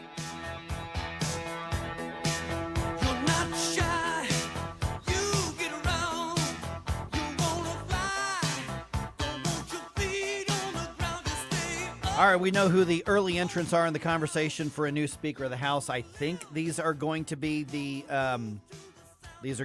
candidates, if you will. We'll get you those names here in just a second. 1 week from today, we've got a town hall meeting that the St. Louis City Republican Party is putting on, and it is going to include Andrew Bailey, Attorney General, and Secretary of State Jay Ashcroft, and also David Stokes from the Show Me Institute. It's going to be emceed by Chris Arps, who pretty much, I think, emcees everything in St. Louis now. Yeah, I think that's his job now. It's his official title is MC. Yeah, radio host / MC. Yes. That's what he does. So check out the St. Louis City Republican Party's website and social media for more information on that. I actually am probably going to be there. Cool. Not doing anything, but I'll just be there along with Attending. everybody else. Yeah, I'll be attending probably with everybody else. Okay, so 3 names have emerged already in the conversation about who's going to be the next Speaker of the House. Here are the names. Steve Scalise, Majority Leader, who has said, yep, I'm interested. I'm raising my hand. Jim Jordan, who is the chairman of the House Judiciary Committee, in charge right now of looking into the Hunter and Joe Biden situation. And Kevin Hern, who's a congressman from Oklahoma. They've all expressed interest in the gig. Honestly, I don't know much about Kevin Hern other than I've heard people that I do know and like their opinion. They've said the guy's pretty conservative. Okay. So those are the 3 that we've got. Jordan and Scalise appear to be the front runners, according to multiple members of Congress. But there's no consensus candidate on this. And so if it turns out to be a race between Steve Scalise and Jim Jordan, I'm good with it. Oh either yeah, way. exactly. I'm fine. Yeah. It's like, all right, I think things worked out, and then we'll get to throw stones at them when they don't get exactly what we want accomplished after the fact, because that's going to happen. Yeah. See, that's the thing is when you become Speaker, it is a lot harder. Yes. I mean, Tim Jones will tell you that too. Now Tim enjoyed an overwhelming Republican majority that was united. Yes, the united aspect is the biggest, Right. portion of that. Yeah, and that's not what you have in Congress. And you have a 5-seat majority, and that's about it. And a whole bunch of them are really angry at a few of them. Yeah, over a split party, basically. You have a 5-seat majority with a split party. Yeah, I mean, right now the Democrats are in a kind of a stealthy way in more charge than I think what anybody wants to admit to. Yeah, and that tends to happen for some reason. I've noticed just on all levels. You could, even if you have a Democrat minority kind of, because they are united, they end up functioning essentially like a parliamentary majority. If you know what I'm saying, because in parliamentary systems, you can have multiple parties and they all have to operate together. And for the most part, if you are able to keep your party together and make coalitions with any of the other ones, you can get stuff done. But the coalition stuff, the coalition building is kind of the most important part. See, the Republicans go into office in the United States, and they're supposed to be a singular united party, but it ends up being 2, maybe 3 mini parties. Yes. And to some degree, I'm glad that there are people who are willing to stand up to the establishment, though. So where's that right line between, standing up to the establishment versus, because, I mean, if the entire party were united in a constitutional free market, small government way, then, yeah, I'd say you need some party, loyalty here. But if you've got a lot of the party that's abandoning that, and there is a big government movement within the Republican Party, then I think the best place to oppose it is from within the party. Yeah, and it's also because of that, because of the big government portion of the party that exists, it's hard to sometimes discern whether you're dealing with a big government Republican or a conservative Republican who's trying to be practical in their application of conservatism on a split government. So it's like, okay, well, are you actually a rhino, or are you just trying to be practical in your movements? Well, that goes back to the conversation we had with former Congressman Bob Barr yesterday. Yeah, because Bob is he absolutely respects the institution and the traditions. And there's a lot of conservatives who are really angry with what happened, because basically the Democrats were allowed to throw out the Republican speaker. Yes, is what happened. And there's people who say, hey, Matt Gaetz pulled off the political upset of the decade. I think those are the words I used on Twitter, and I think you can argue that he did. Arguably right. He did that. And so the argument, to your point, Gabe, is that, well, we're not going to get anything done if we're not allowed to move things forward at the pace that the politics will allow it to go. I mean, we know that a real secure border was within our reach and within our ability, and what's happened is, as a country, we've chosen not to do it because the Biden administration has chosen not to do it. Right. And we'll talk about that a little bit later on, probably in the 8 o'clock hour, because suddenly the administration and Mayorkas has come up with a brilliant idea for securing the border. They're like, maybe we should build a wall. Oh, get out of town. No. We're going to implement a physical barrier in order to divert the possible income. Did you see some of the language that was being used? Holy crap! Just say build a wall. Well, they can't do that because they think everybody's too dumb to realize that those two things are the same thing. And we're not too dumb. All right. And again, maybe I'm thinking maybe 8:05 we'll get into this a little more depth, but this is showing the brilliance of what Greg Abbott and Ron DeSantis both did by shipping the problem up to their doorsteps and calling their bluff. Yes. And this has been absolutely the effect that we needed to happen. But we'll get to that just a little bit later. When it comes to the speaker, we had a soundbite from a congresswoman a little bit earlier she said, securing our southern border is the number one priority of this caucus. And she says we've got to have somebody who's going to come in and be able to get that done. So, excuse me. So when you look at legislation, she said, I think she used the words, what we can extract from the U.S. Senate, because there's only so much you can do. Yeah. And so deal making has to be made, but can you make deals without compromising your principles? Can you give up something on your political goals and not give up on your principles? Because like Reagan said, take what you can get now. You can always come back for the rest later. Yeah, it's kind of the inherent ugliness of politics in that you because you have to compromise, and I'm glad our system is built this way that there are necessary checks and balances and people kind of jealous for their power and competing and all that stuff. But because of that, you do have to go with the deal making. I think part of the problem, though, in our modern version of this, our modern application of the separation of powers and all that, we have so many other fingers on the scale. There are other aspects of not so much government but society that are leaning on how society deals with those issues, and it just comes across as unfair, especially to those of us who have conservative leanings. It's like, well, we're standing against the tide. It's not that we have to make, we're just trying to make deals. We're facing down an army in the other side. Well, for instance, here's a take on this, because when you hear the terms political science, that's a social science. That is a science of people and relationships. Yes. And Congressman Garrett Graves, he's a Republican out of Louisiana, He was on Your World with Neil Cavuto on Fox, talking about the kind of shattered relationships that are happening in the House right now. Here we are just within a week's time. Think we're going to all come back together in consensus when you have very raw wounds about what happened just yesterday, where I think AOC and Nancy Pelosi played Matt Gaetz like a drum, got him in that situation where they manipulated him and threw Kevin McCarthy out. It was outrageous, and I think that, again, lots of raw emotion. I don't think there's a consensus candidate. Yeah, so without there being a consensus candidate, probably what's going to happen that they're going to probably follow Bob Barr's advice,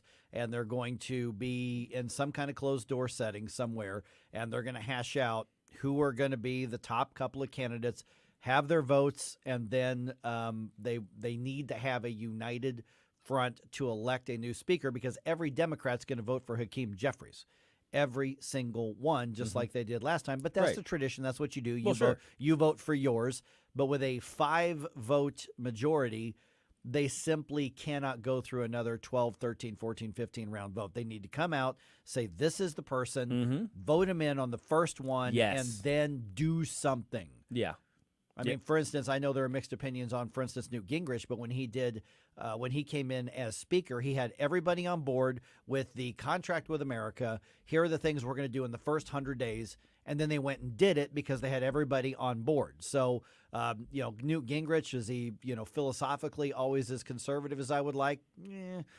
Pretty conservative, sure. But he brought that to the American people and said, if you elect us, here's what we're going to do. Here's the timetable we're going to do it. And then they did deliver. And most of those congressmen and women got reelected because they delivered on their promise and they had very clear messaging. It's one of the few times that that's happened. As you said, political science is a social science and has to do with relationships, which is one of the reasons why I don't like it. But so I'm actually really, really fascinated by how emotional a lot of Republicans got about this whole deal. I mean, I'm sitting back here looking like, both sides have a point to what they're doing, they're trying to accomplish.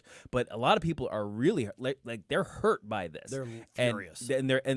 There's fury, there's hurt, there's a feeling of betrayal on many instances. There are people who feel like this is the dumbest move in the history of government. It seems, and I'm like, I'm actually kind of shocked at how big the reaction is, the individual reactions are for the politicians, and I'm wondering if they're going to be able to get past those. I don't know if they're going to be able to get past. From what it sounds like. I don't know. I've got a couple of acquaintances who are in Congress. I'm going to try to reach out to them this weekend and just find out. But, I mean, it looks to me like the relationships in some key areas are absolutely frazzled. You know what? If you go back to the founding of this country, do you think folks are going to think everybody was lovey-dovey? No, when not in the they least put bit. the Declaration of Independence together in the Constitution. I mean, everybody was at everybody's throat back then. So it's not as though this is something new. Everybody acts like everything's going to fall apart. No, it won't. It may be a little bit of a speed bump here, but don't worry. It'll be okay. That's a really good point. I think we mentioned that yesterday. We're like, we are going to live. Yeah, it's like, it's okay, guys. I mean, I'm not one of the doom and gloom people. It's like, oh, man, if this bill doesn't pass, it's all over. If my candidate doesn't get elected, it's all over. It's not all over. I mean, Stell, you brought up the founding fathers. Yeah, that was some contentious stuff. If you actually read some of the writings and stuff, like they were going after one another, and these are all the same men who signed the same document that gave us our country to begin with, right? So but they did come out united. They did come out united. Like there was all that vitriol at the start, but it's like, hey, in order to come together, we got to come together. And because they had to present it to the states as this is why this is in your best interest. So they did have to agree on something, and the Republicans have to agree on something. But then again, we say it a lot. Stell, you call it the uniparty. Other people call it the evil party and the stupid party. Oh, goodness. All right. Just ahead here. Oh, man. Let's see here. Oh, I've got an update for you on Commander. The first dog. Oh, yes, that's right. I have an update for you. Okay. Yeah. Okay. The first dog. The first That's pup. right. We're going to take a bite out of that story. Oh, no. Where is it? Where is it, Stell? Hold on. There it is. Really bad joke, bad pun. But I've got the update for you just ahead right here on 1019 94.1 News Talk STL. Put some teeth into that story. There you go. That's better. It's going to be rough.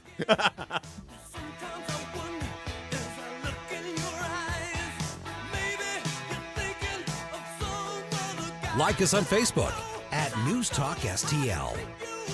Mike Ferguson in the morning.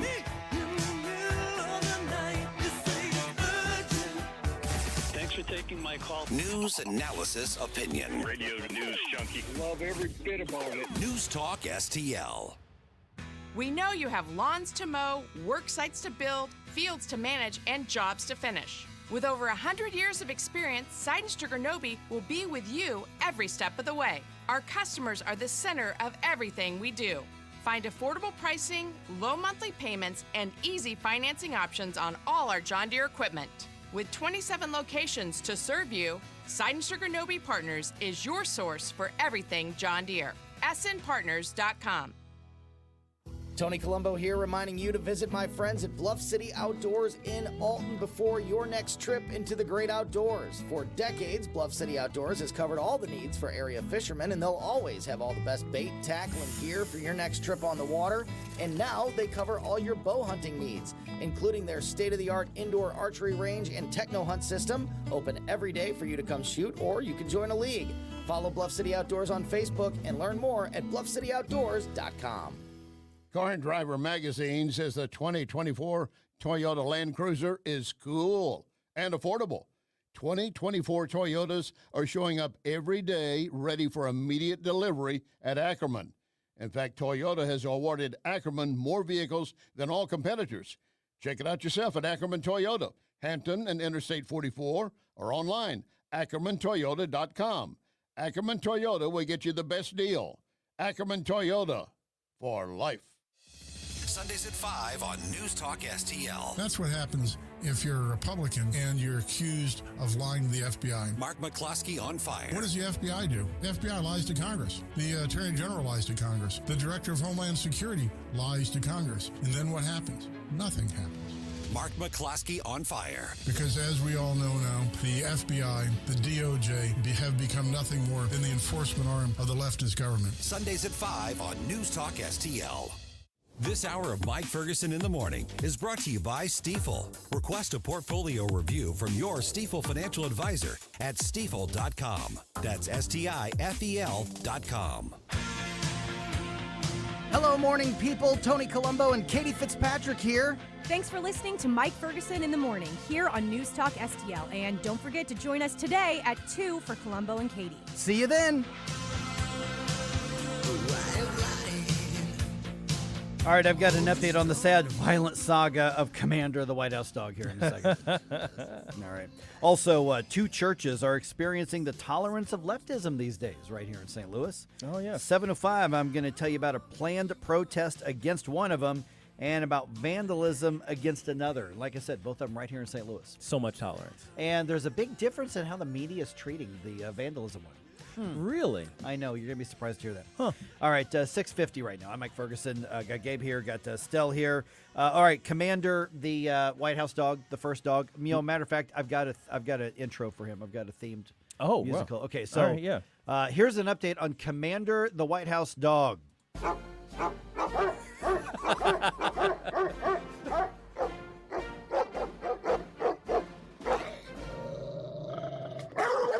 Whoa. Oh, all right. Jeez. Okay, so after 11 confirmed bites, 11? against, mostly, well, those are the confirmed ones. Sources inside geez. the White House are telling CNN that there are many more. So but there are 11 confirmed. First dog's ornery, huh? Yeah. One Secret Service agent ended up in the hospital. Oh my gosh. We're talking about a 2-year-old German Shepherd who clearly has not been trained. Okay, yeah, he's probably pushing 100 pounds, maybe. Yeah, 2-year-old German Shepherd would at least be in that 60 to 70. 60 to 70 Yeah, at the those smallest, are I big think. There's a reason that police and military like those dogs. Yes. They're also very trainable, very smart dogs. Which also means that they have not trained the They dog. have not trained this dog well. And so Commander has been removed from the White House grounds and campus. Again? He is not residing there anymore. But the fact is they're now saying that there are confirmed 11 bites by Commander. Yeah, see, he needs to be taught that people are not chew toys. Yeah. And if you did want chew toys, you go to pawfactory.co. That was nice. Nicely That was done. nice. Nicely done. Thank you. Nicely done. That's pawfactory.com? .co. .co. Dot So co. .co. Pawfactory.co. .co. Yes. Just co. Just co. Pawfactory.co. Yes. Okay, just want to make sure. so We're radio professionals, that's right. folks. So Commander is out, and he's probably back in Delaware or something. Yeah. If this were not the first dog, do you know what would have happened to Commander? By He now? would have been put down a long Yeah, time he ago, would have been actually. put down Because as a dangerous animal. There are rules about how many times a dog can get away with biting somebody. Mhm. You know, essentially. I mean, it's got. I think a lot of communities have like basically 3 strikes you're out sort of rules. Right. Yeah. I had a coworker years and years ago who got a German Shepherd, and the German Shepherd bit a neighbor who had crossed onto their property. Oh, now see those. I think those are different. I think those situations are They different. didn't treat it different. Really? And she ended up there. She was being told she has to get rid of the dog, so she spent thousands to build a fence around her backyard to keep the dog. Oh wow. Okay. and I'm yeah. like, well, I would have gotten rid of the dog. I would have spent thousands. Well, I don't know. That sounds like a good guard dog. Yeah. You're not supposed to be in my yard. Yeah. So anyway, Yeah. I actually I'd be fighting City Hall on that law. Yeah, that was That's- years that's my ago. property. Years ago in Kalamazoo, Michigan. I don't All know right. whatever happened Yeah. with her in that situation. Okay, how about this? Here's another. This is a bizarre drug dealing story. Mm-hmm. Okay, this is one of the strangest ones I've ever heard. But I'm a little surprised it took this long for something like this to happen. So a 77-year-old man has been arrested in Florida for A Florida man. Yes, Florida man case right here for dealing drugs. A 77-year-old, 76, 77? 77. 77-year-old drug dealer. All So right. 77-year-old. They usually don't live that long. No, drug dealers usually don't. Reginald Kinser somehow received over $1,800 worth of Viagra and other ED pills. Oh, okay. Never mind. He somehow got a hold of them without a prescription. Now I understand why he's such an old drug dealer. Prosecutors say he was planning to sell them to other elderly people around his area. Well, yeah.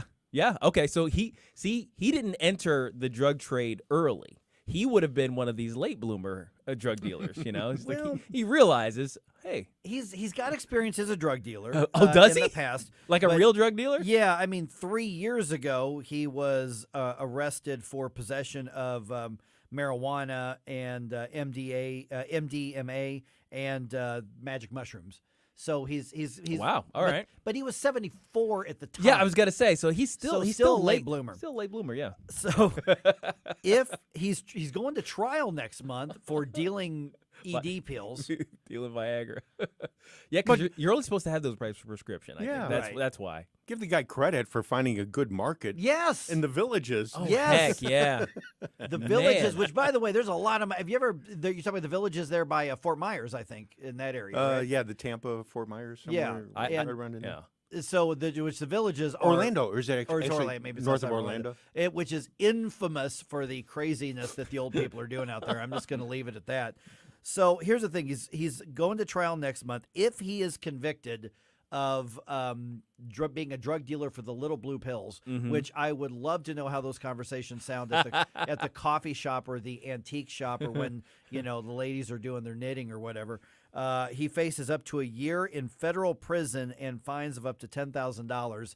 And I'm going, why? No. Why? Yeah. I mean, Don't. Maybe the magic mushrooms I could see being a thing, right? And that's an old conviction. So dealing in the blue pill. I mean, I think it's weird you need a prescription for them anyway, because it's like what you know what I mean? Yeah. So he could actually serve hard time. Oh. Hey. And I want to point out that Stell's the one that made that joke. That was a pretty good one. That's hilarious. That's a really good one. And that's what's funny is because, I mean, here we are, of course, if you listen to conservative talk radio really early in the morning, yes, that's like, those are the commercials. Those that are the air. commercials. I'm like, really, guys, conservative men need, do they really think conservative men need that much help in that area? Yeah. It's like, okay, weird flex. Buy the blue pill and buy gold. I guess we're all just old guys who want to live out in the woods with our gold or something. I don't know. And so this guy could do a year jail. Who knows whether he'll get any jail time at all? But come on, in an old folks' home, and there are people that still want to still want to have a little action, leave the guy alone. Yeah. He's not hurting anybody. I mean, this is what happens when hippies retire, Yes, that's what happens when hippies retire. Just let them do what they do. Just let them do. Oh, I wonder what those drug deals sound like at the. I know. It's like the early breakfast at. He opens up the trench coat. Hey, you want it? Look, it works. Gonna get a little pick me up. Oh.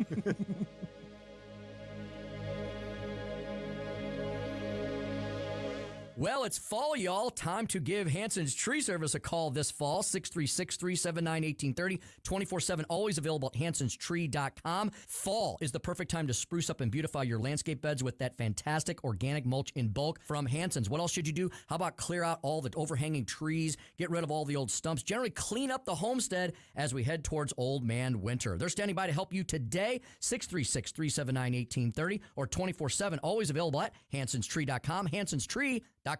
Mark McCloskey here, and my friend Mike Lindell and his team at MyPillow are having a big sale to celebrate their 20th anniversary and the sale of over 80 million pillows. Mike and his team want to thank everyone by giving you the lowest price in their history. The MyPillow queen-size pillows that are regularly $69.98 are now just $19.98, and for just $10 more, you get a king size. MyPillow's patented fill adjusts to your exact individual needs to help you get the best sleep ever. Patty and I have slept on MyPillows for a long time, and we just got our new 2.0 pillows and a set of Giza Dream Sheets, and we love them. Go to MyPillow.com to get queen-size MyPillows for only $19.98 or call 800-645-1392 and use the promo code ONFIRE. In addition to this special anniversary offer on the MyPillows, you will also receive deep discounts on all MyPillow products. Go to MyPillow.com or call 800-645-1392 and use the promo code ONFIRE to unlock these savings.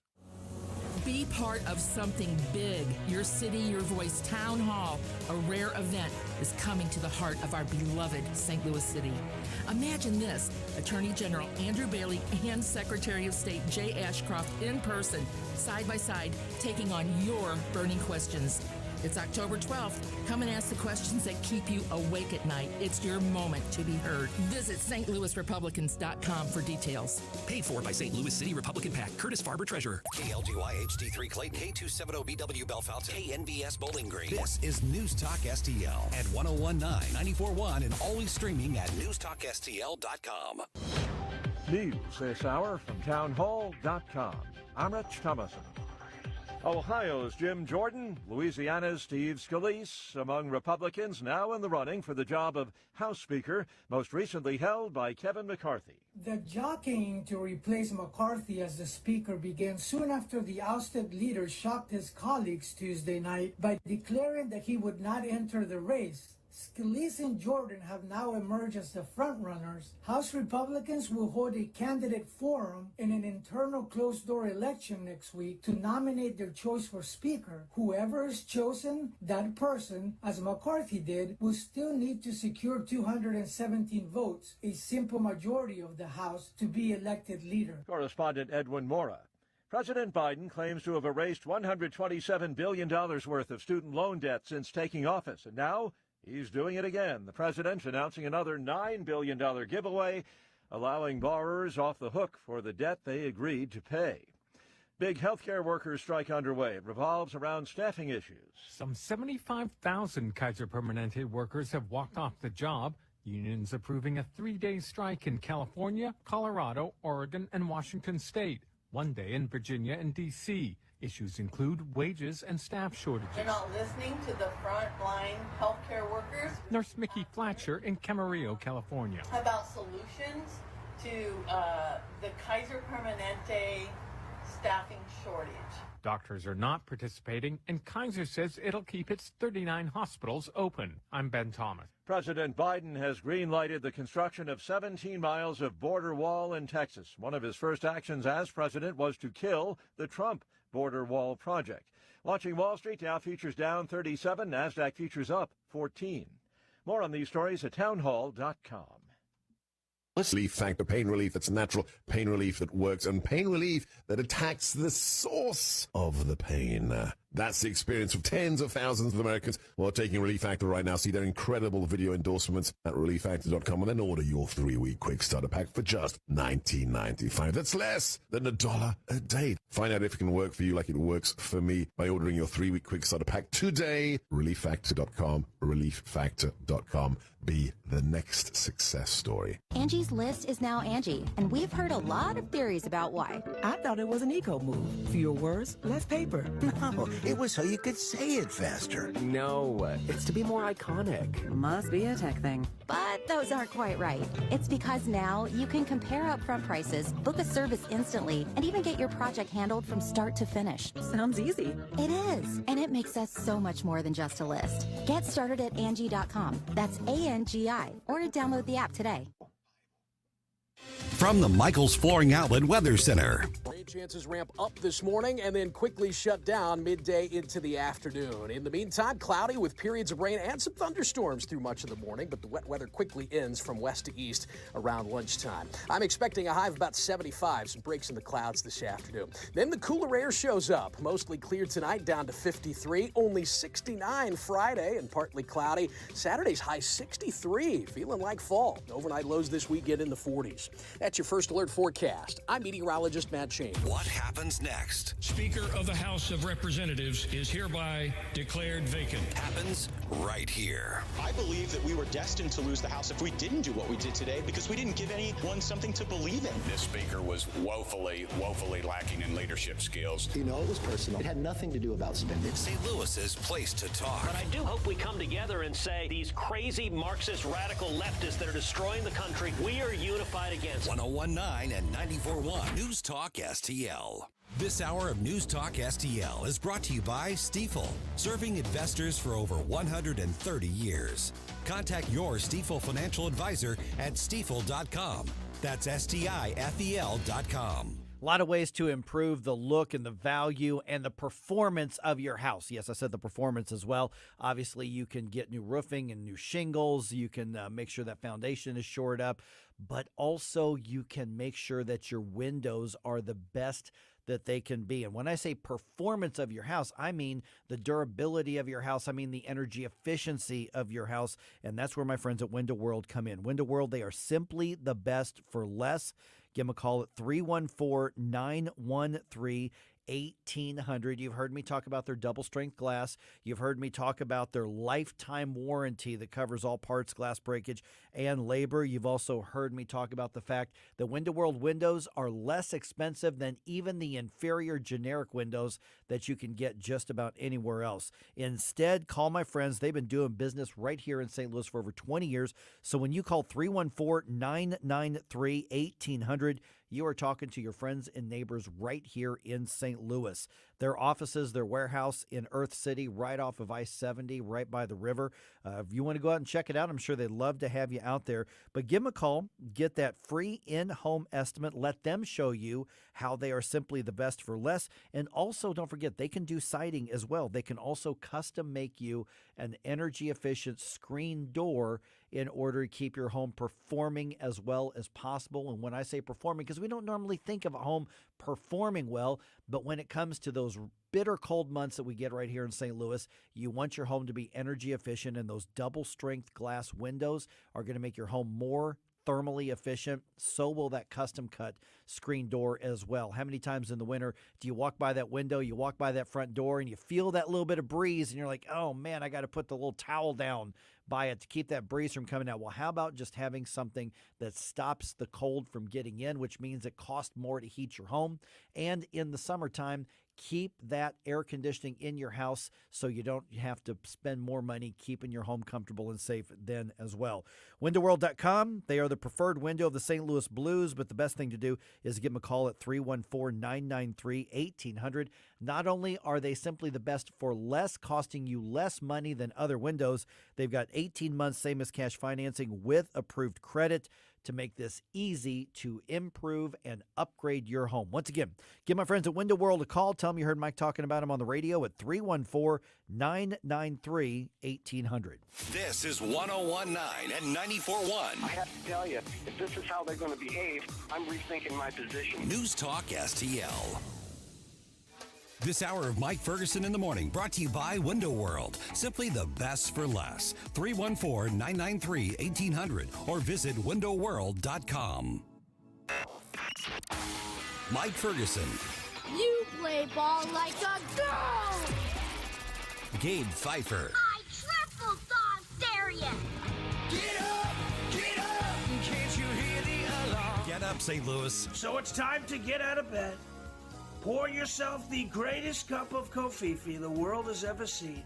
Rise up with one voice, drain the swamp, and take back our country. Today's the day we're going to do it, and it's time to do it right now, believe me. Mike Ferguson in the Morning on News Talk STL. All right, 2 area churches are experiencing the leftist tolerance these days. Yes. 2 of them. Tolerancing so hard. Yeah, they're tolerance the crap out of you. Yeah, exactly. All right. Take this tolerance. That's right. Your intolerance will not be tolerated.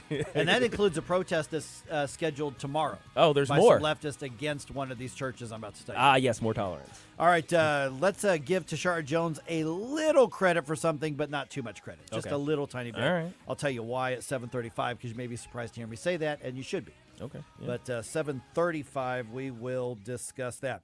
Okay. Leftist tolerance here.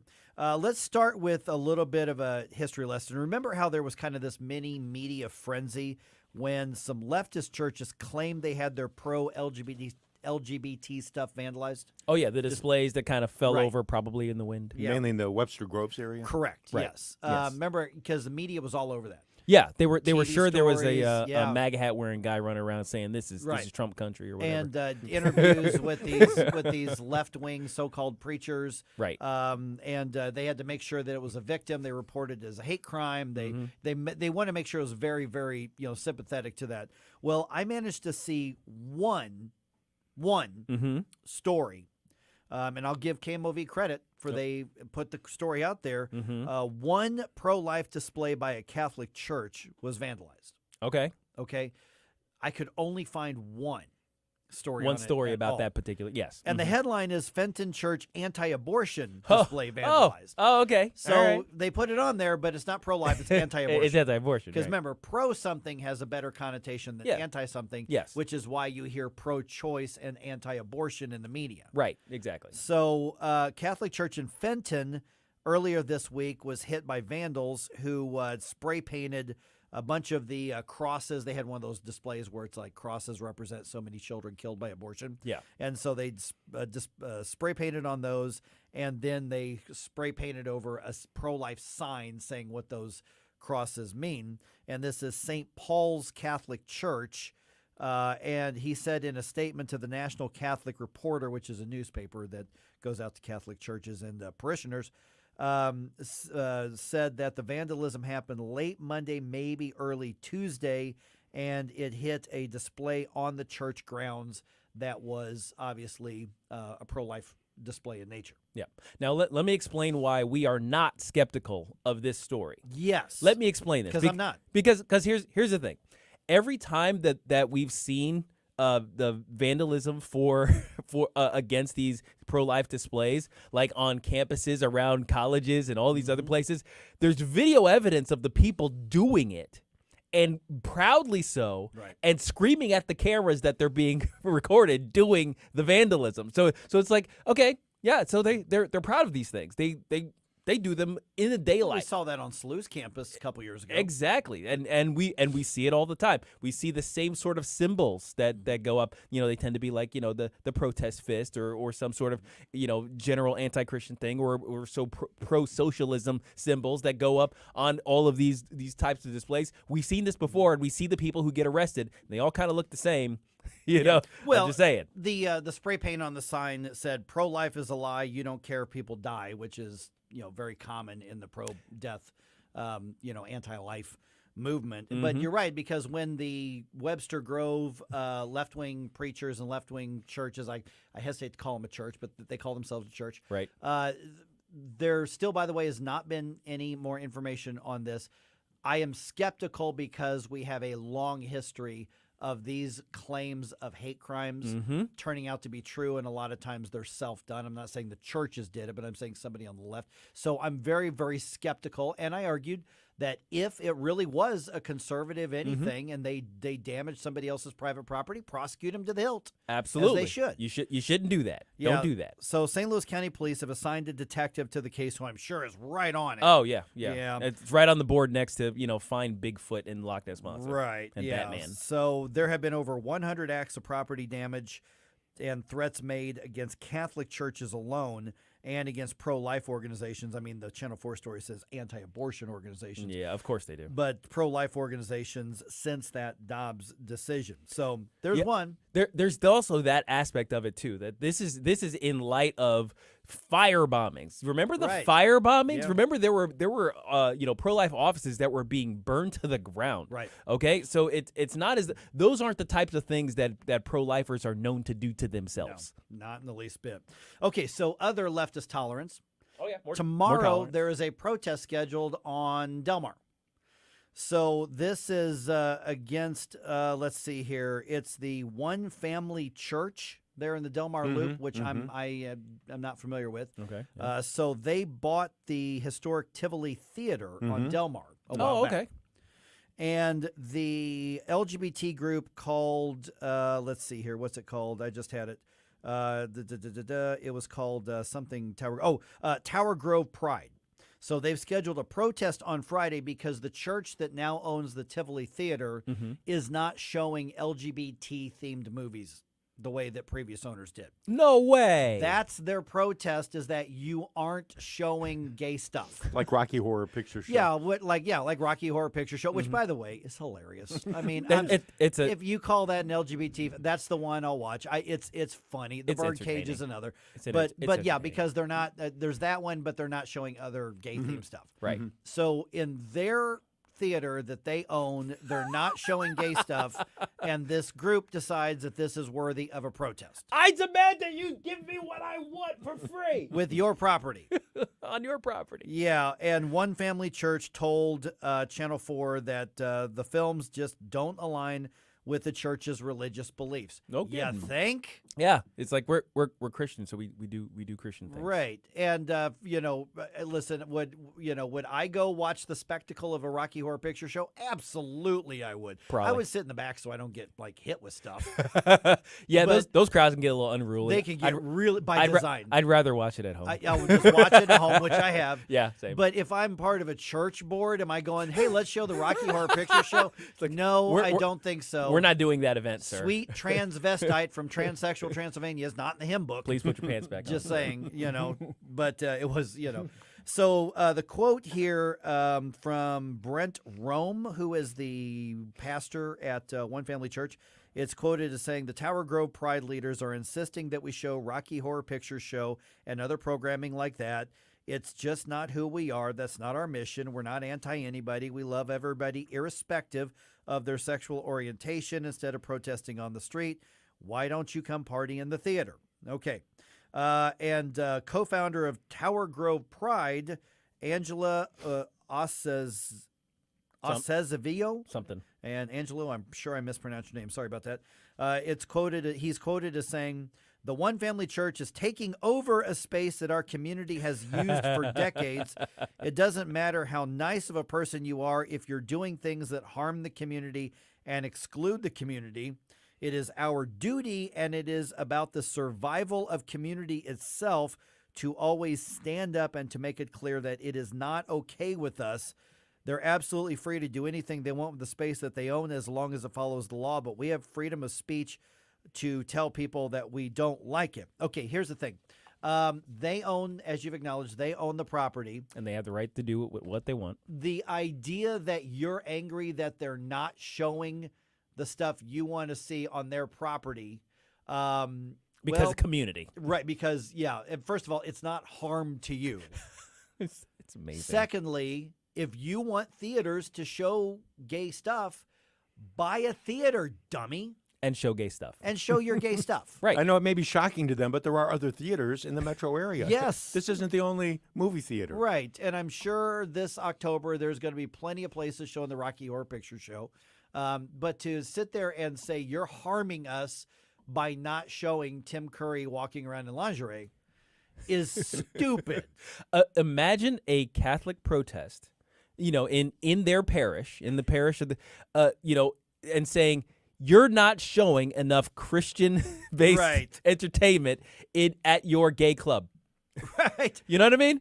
It's like you're in our parish. This is our community, and you're not representing. We are not fully represented in your private area. Let's do a protest in the Grove. Yeah.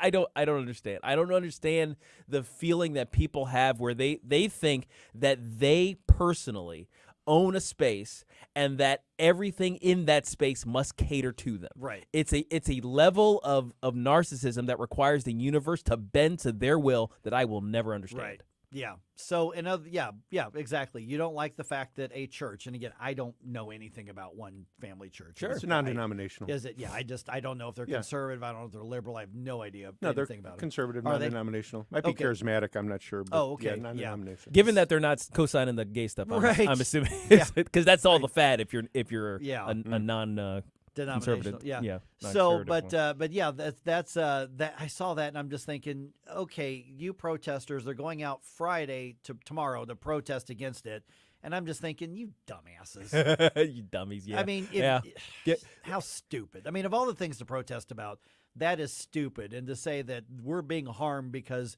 you won't show this on your private property, that's just stupid. I would set up a gigantic screen on the outside of the theater and project the last sermon from the church in front of them. So if they're going to gather, that's a congregation. Let's go. Oh, jeez. Wow. All right, 314-912-1019. Just ahead here. Okay, how about this? There's got an update on the whole homeless encampment eviction that happened at City Hall. Mm-hmm. We've got a couple of updates. Some of the people are being put into what they're calling transitional housing. Some other people. Turns out there were places for many of these people to go. And actually one of our guests that we just had on the show is being called out. So there's some questions about him as well. So we'll talk about that right around 7:22 here on 101.9 94.1 News Talk STL.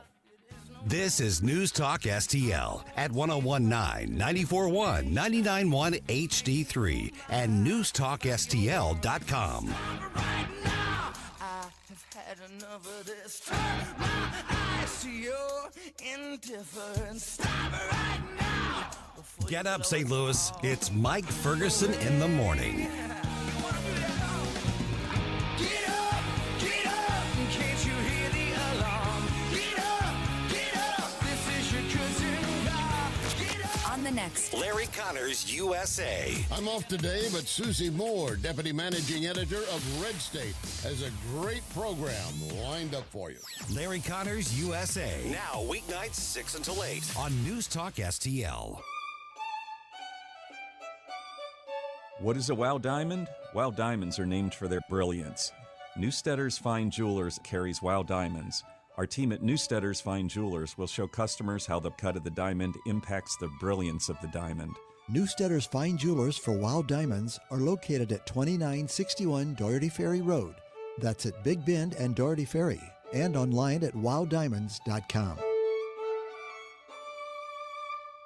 Mike Ferguson here. Retirement should be a time you can relax. No more stress from work. But there's one thing you can't forget about when retiring. That's your money. Do you have enough saved to fund your income for life and keep up with inflation? How will you claim your Social Security benefits? And what about long-term care? The ClearPath Wealth Management Group at Stifel is here to help answer all of these questions. You can hear their latest views on the markets and investing during On the Money, hosted by Stifel financial advisors Bob Stockdale and Eric Robert, every Saturday morning at 9, right here on News Talk STL. They can help you get organized, guide you through critical retirement decisions, and create an investment portfolio designed around your needs. To schedule your free retirement plan consultation, go to clearpathinvesting.com. That's clearpathinvesting.com, or call 636-695-2650, 636-695-2650. Stifel Nicholas and Company Incorporated, member SIPC and NYSE. Want to tell you all about professional irrigation, proirrigation.com. How'd your lawn do this summer? You tired of dragging hoses all over the place, back and then again? Did you know that professional irrigation will do a custom irrigation design for your property, and it will just take 1 day? We did it at our Jones home years ago. We've never looked back. Professional irrigation also installs landscape lighting to accent the architecture of your home, making your neighbors envious. They offer fertilization packages as well, and they have great financing options. 636-692-4441, proirrigation.com. That's proirrigation.com. This is 101.9 and 94.1. Female millennial Trump supporter. I listen to it like every day. Like, seriously, you get it. News Talk STL.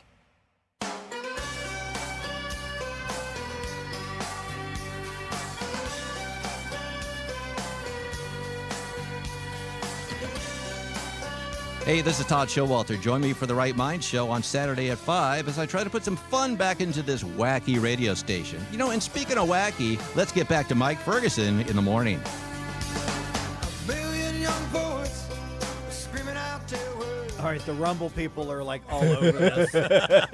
Y'all got some ideas? Oh man, everybody go to. I mean, if you're watching on Facebook or that's great, but go to Rumble right now. Just bring up another tab and go to Rumble. Look up News Talk STL. We're talking about the protest plan tomorrow by Tower Grove Pride against what was it? One Family Church. One Family Church, who owners of Tivoli. They own the Tivoli Theater, and they're mad because Tivoli Theater, the church ownership will not show gay movies.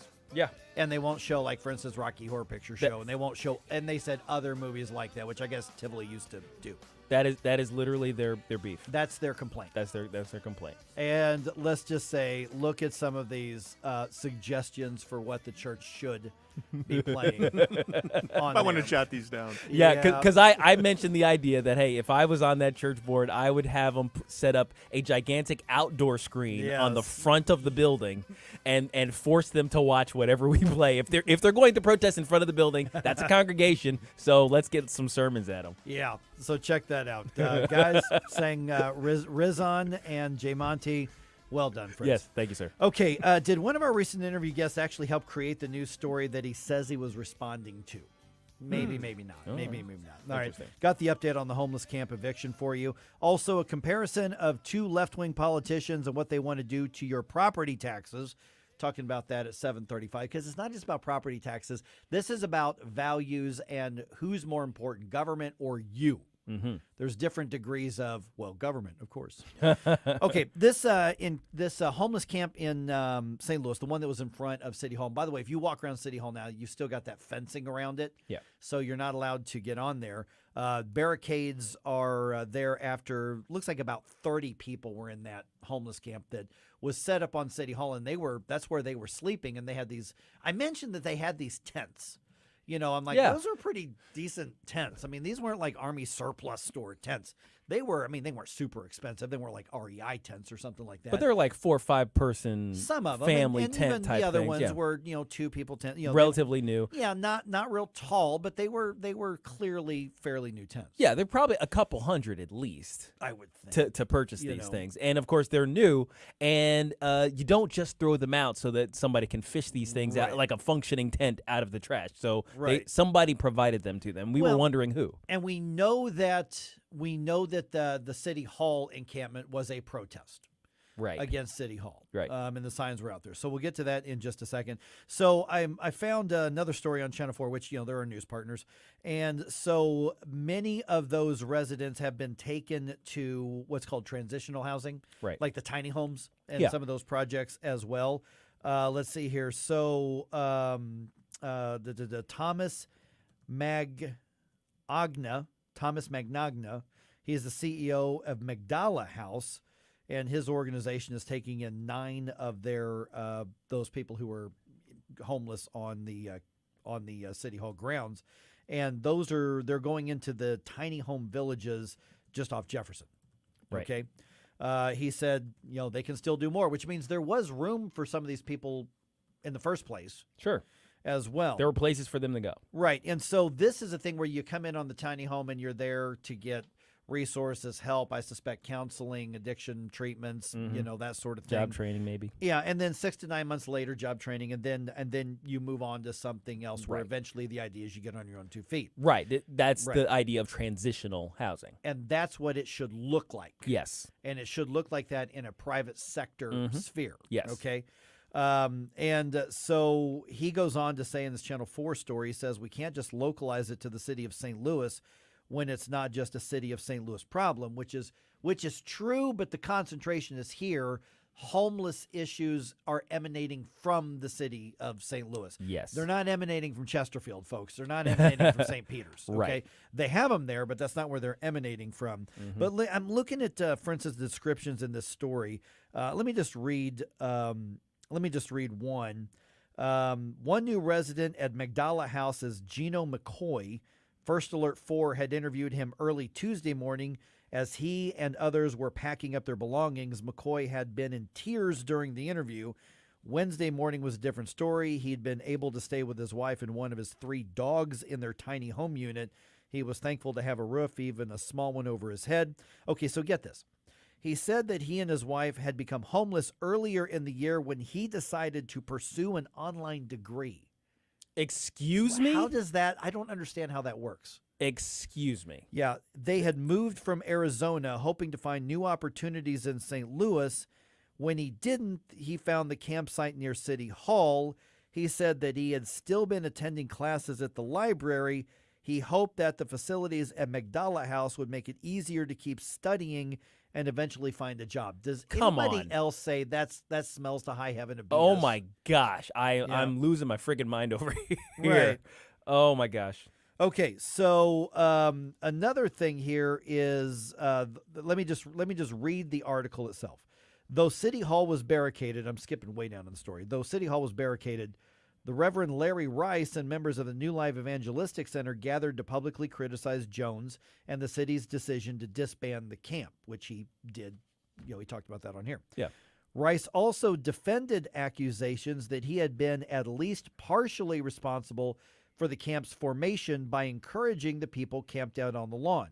Larry Rice is quoted as saying, these are his words, "It wasn't something that I planned or put together. I started seeing people with nowhere to go. I did give them a tent when they needed a tent. I helped put up signs for them and fed them and helped meet other emergency needs." So it sounds like Larry kind of nudged the City Hall encampment protest a little bit, he was handing out some of the tents. Now, some of that would be, hey, let me run my shelter and you won't have to deal with this. Sure. But it looks like he stirred the hornet's nest a little bit himself. A little bit. Now, I think this kind of speaks to some of the issues that we generally have with sometimes some of the tactics that some people use for when trying to tackle the homeless problem, where the charity itself kind of becomes a sort of toxic addition to the problem. Look, I do not fault anybody for their passion or their conviction to help people who are in need, people who need all that stuff. But there are certain ways to do it that are more wise than others. Right. So 314-912-1019. Got some thoughts on that? Let's hear it. So if I had to choose between the City Hall's approach and Larry Rice's approach, I'm taking Larry Rice's approach every day and twice on Sunday. In this case here, there's just so many stories that don't add up. Yeah. You've got to get away from any sort of, all we're going to do is meet immediate needs and not push people into other transitions as well. So there's always more to the story there, and I want to be fair about that. Yeah. All right, 314-912-1019. This is 1019 and 94.1 News Talk STL. Follow us on Rumble at News Talk STL. Get up. It's Mike Ferguson in the morning.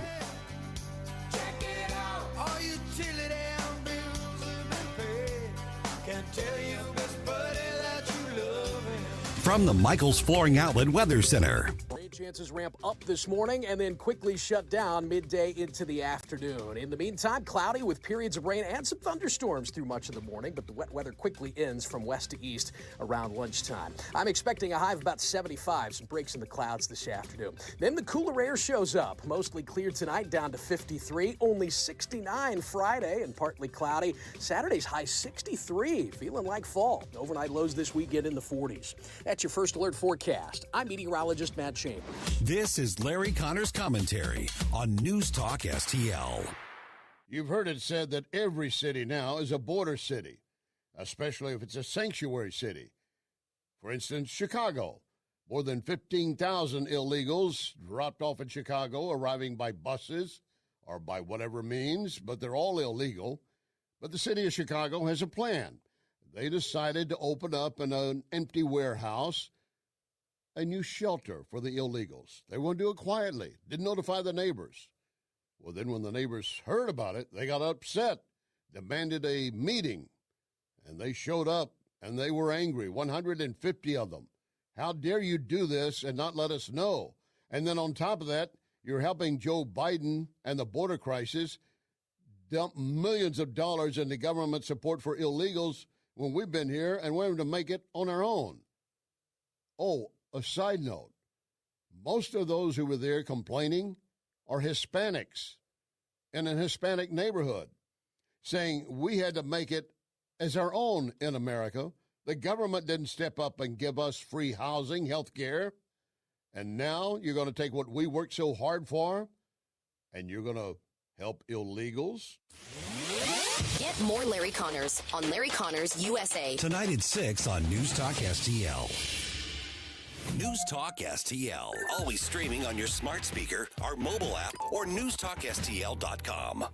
This is Christina Straight with Straight Realty reminding you why pay more than 4. In 2003, we had a dream to start a real estate company that would revolutionize the real estate market. Now, 20 years later, after navigating through the many market's ups and downs, we know exactly how to help you in this challenging time. I'm Christina Straight, owner Straight Realty. Don't give away your hard-earned equity. Give us a call today, 314-441-4444, 314-441-all-4s. And remember, why pay more than 4? Straight Realty is a licensed broker in the state of Missouri.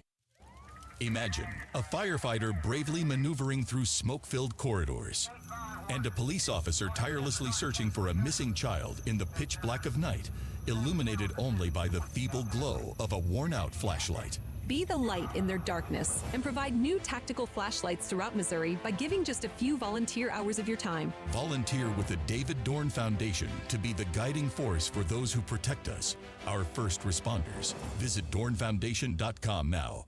Tony Colombo here with a great offer from Zero Res. Just mentioned the Colombo special when you book a cleaning in October, and you'll get 3 rooms of carpet cleaned starting at just $129 plus $50 off an air duct cleaning. We've trusted Zero Res with our home for years, and 5,000 Google reviews with an average of 4.9 out of 5 says it all. Zero Res is the best when it comes to cleaning any surface in your home. Just remember to mention the Colombo special when you call 314-474-2020 or book online at ZeroResSTL.com. Free speech is alive and well in America. Thanks for taking my call. Right here. You know what's going on? Have a great awakening. You see through the smoke screen. It's cool to be woke. News Talk STL. Until it's not. News, analysis, opinion. Hey everyone, this is State Senator Nick Schroer. I am the host of Stand and Fight every Sunday night. Tune in to us at 8 p.m. Right now, let's hear more of Mike Ferguson in the Morning Show here on News Talk STL.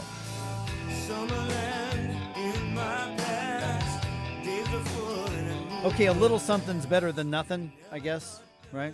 Yeah, I guess. So I'm going to give St. Louis Mayor Tashara Jones just a little credit on something, but not much. Okay. Well, she's on a roll with you because she did the proclamation for Adam Wainwright. So we gave her a few props there. Said, okay, you made one right move in your administration so far. That's true. So that's true. 2 within a week. She also got booed like crazy. She did. Well, she took that on the chin, like she a did. champ. She did. You She know? kind of looked and she shrugged. She's like, well, they hate me. They hate me. It's like, all right. You know, and of course, Adam Wainwright was very, classy.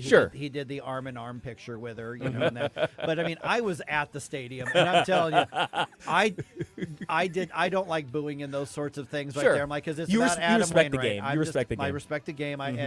And I don't. I imagine if you asked Adam Wainwright if he wanted anybody to get booed, he would probably say no. Although I don't know how he reacted to Mo getting booed, because we're finding out more about what happened earlier in the season. Yeah, Max Scherzer apparently contacted Adam Wainwright before the season. He goes, "Hey, here's what I'm being offered by another team. You don't have to meet it. Just come close. I want to pitch for St. Louis this season." Adam Wainwright goes to the front office and says, "Hey, Scherzer's interested, guys." Local boy wants to come home. And they never contacted him or his agent. Really? According to some of the local sports. Whole different thing, though. They're the boos. That's where the boos come from. Yeah. Okay. But as far as I did not boo the mayor, either. But my wife now whoa, we're looking around because it was. You felt it. It was quick and it was loud. Yeah. And I looked late. Rachel looked at me. I'm like, it is what it is, But yeah, the camera was on her when she just kind of shrugged. And she's like, "All right, I get it. All right. She gets credit for that. By the way, News Talk STL streaming app. You can listen to us anywhere. Like, for instance, somebody's listening to us in Washington, D.C. right now, Stel. Ooh, who could that be? That would be our afternoon host extraordinaire, Tim Jones. He just texted you, right? He did. So he's listening to us in, the D.C. airport? Yeah, Ronald Reagan That's Airport. Reagan International right there. Nice. Hey, Tim. How are you? Hi, Looking Tim. forward to whatever's happening this afternoon here. Okay, so St. Louis Mayor Tashara Jones says she's in favor of freezing some property taxes for seniors. Hey, all right, all right. Her and some of the members of the Board of Aldermen yesterday had kind of a roundtable town hall thing for senior citizen issues, which, by the way, is a good thing to go do those to get input and feedback. And the topic of freezing property taxes came up because state law now allows local governments to just say, you know what, we're freezing it. And we've been through the mechanics of that quite a bit. And so what the bill that's drafted, and there actually is a plan drafted for this in the city of St. Louis. Remember, St. Louis County has already rejected this. St. Louis County's government's already rejected it. St. Charles County's government has already put it into place. And, of course, the public schools and a bunch of the others are freaking out because they don't get their automatic raises on the backs of people with fixed incomes. My money! Yes, but that's my money. Well, no, we're government. It's my money, yeah. So it's government first thinking. So the draft of the bill in St. Louis City, apparently, is that it would freeze the property tax bill for seniors up to certain income and home value limits. Right. Okay. So that's one of the caveats. That's one of the caveats, but there are more. So, for instance, if you drive down Lindell, for instance, beautiful homes up there. You go to the Central West End, you got, $1 million, $2 million homes out there. I'm pretty sure they're going to be excluded from this. Yeah.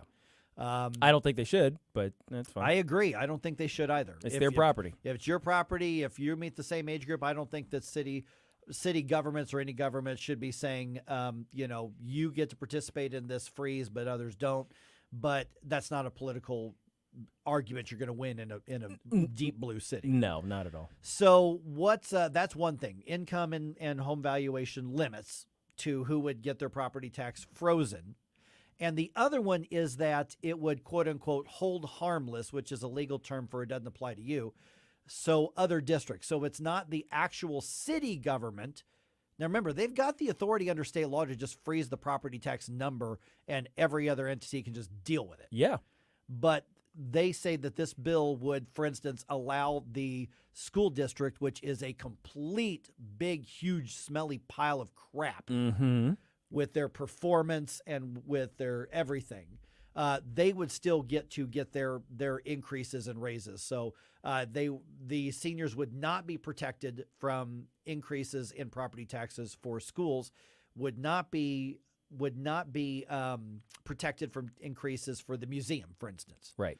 Which should not be taxpayer funded in the first place. Yeah. Now, I was thinking, what are some other entities that are paid for, at least in part, by property taxes that affect the city? I mean, for instance, is the Forest Park District inclusive of the city? It's Oh, in the yeah. county. That's a good question. As well. Of course, there's sales taxes for that as well.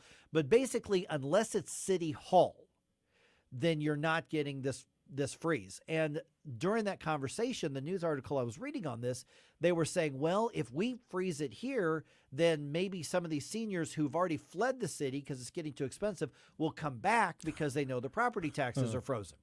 Well, if you're not freezing them all, why would you? Right. If you're going to do it right. Yeah, I mean, why would I come back to the city when St. Charles is right there? Right. They've got frozen property taxes and low crime.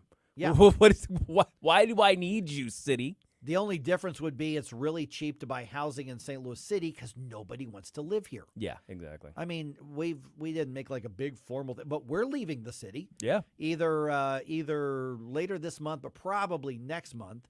We're moving to the Maryland Heights area. We've got right now they are literally doing the build out and construction on the new News Talk STL studios. Yep. But we're leaving Union Station for a variety of reasons. Yeah. I mean, I like Union Station itself.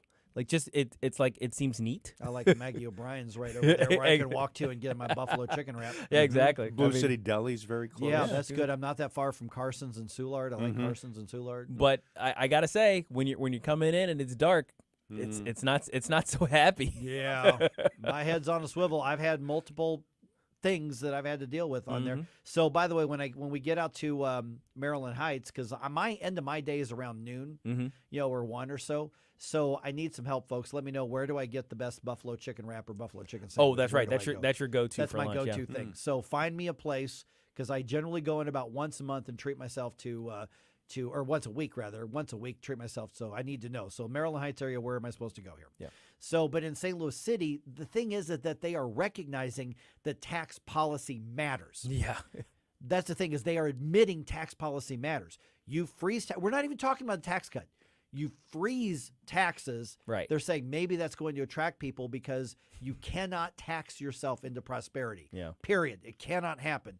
Every bit of recorded human history tells us that. Yeah. And it's funny, though, how, Tashara Jones is basically trying to split the baby on this one, because you have the two things. And I joked about this, in the beginning, where it was the teachers' unions versus seniors. Right. It's like, okay, well, who do you choose in that battle? The teachers' union kept winning, and they kept saying, well, screw the old people. Right. I mean, honestly, that was kind of the argument. It's like, I don't care that, these people tend to be on fixed incomes, and that all of these property tax increases over time usually stretches their budgets way beyond the breaking point, even in addition to normal inflation pressures. But we still need our money as the teachers union. So that seems to be the argument, and Tashara Jones is trying to split it. Yeah, but let's call it what it is. I mean, when you're making that argument, what you are saying is that this government entity is more important than your family and your household. Yeah. So when you're looking at, for instance, a senior citizen, of course, I think it's 62 is the age where you can do this. But let's talk about somebody who's retired. Yeah. Let's talk about somebody who is 70, 75, 80 years old. Well, 62, you can start Social Security, right? You can. You shouldn't. You shouldn't. But you can. Yeah, you got. Yeah, but let's say, let's look at somebody who because we typically retire later than that. Yeah. There is no way I'm going to be retired by 62. It ain't happening. No. Okay. But let's say I'm 70, probably 70. 75, 80. Someone who is in that age group, they are relying on their fixed income from their retirement, whatever it is they put back in their pension, whatever they put in their 401k, whatever they put in their IRA, which by the way is losing value because of inflation. Also, whatever is left of Social Security, they know what that check they're going to get is every month. Yeah. And so what is being argued is that in the city of St. Louis, the city is saying, okay, we're going to stand down and not take our automatic raise on your back, and we're not going to increase our chunk of your financial flesh. Sure. But we're going to let the school district do it. We're going to let the museum district do it, because those are more, and this is what you are arguing when you argue that those government entities should come first, is that they are more important than you being able to make ends meet on a fixed income. That's why property taxes are such a moral conversation Yes. that nobody seems to want to have. And when they say, but the schools will lose money, first of all, they will not lose money because it is the same dollar amount. They won't get the same increase, but that's not the same thing as saying they're going to lose money. They're not losing money. And the idea of telling these government entities, stop spending so much, sends people into a tizzy. Yeah, it's wild too, because whenever somebody talks about, oh no, you're going to destroy the schools, it's like, look, I'm not preventing you from raising money for the schools in any other way possible. All I'm saying is this way is off limits. It should be, as it should be, because it's a moral issue. Yeah. Stop reaching into my pocket to take money for something that I purchased with dollars that were already taxed. Right, and in St. Louis County, which has rejected the proposal to freeze property tax bills for seniors, Sam Page sent the county council his proposed budget, and it includes a property tax increase on everybody, on top of the normal valuation increases which happen year on year. Yeah, and we have abnormal valuation increases right now. If you are a homeowner, if you're a property owner in St. Louis County, you're getting hammered right now because they want more money. Yeah. And I know that some will say, well, it's just the market right now. It's just your home is worth more. Therefore, we get to tax you on a bigger number on the same property, which I say is crap. They're taking advantage of some of the market pressures, which are government induced to begin with. They're literally taking advantage of inflation to tax us more and drive up the cost of living. So Sam Page says they've got they have a $48 million budget deficit. They are spending that much more than they are taking in.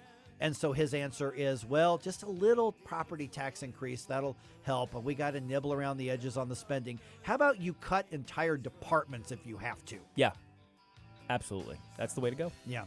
Otherwise, in St. Louis County, if you're mobile enough, especially if you're approaching retirement, you may want to think about moving to St. Charles County somewhere. Downsize to a nice little taken care of condo out there. Look at even, I think Jefferson County did the same thing, so you may want to look there as well. All right, just ahead here, cultural question, guys. But it's also an entrepreneurial question. Okay. Are we getting too lazy? Ooh, that's a good question. Yeah.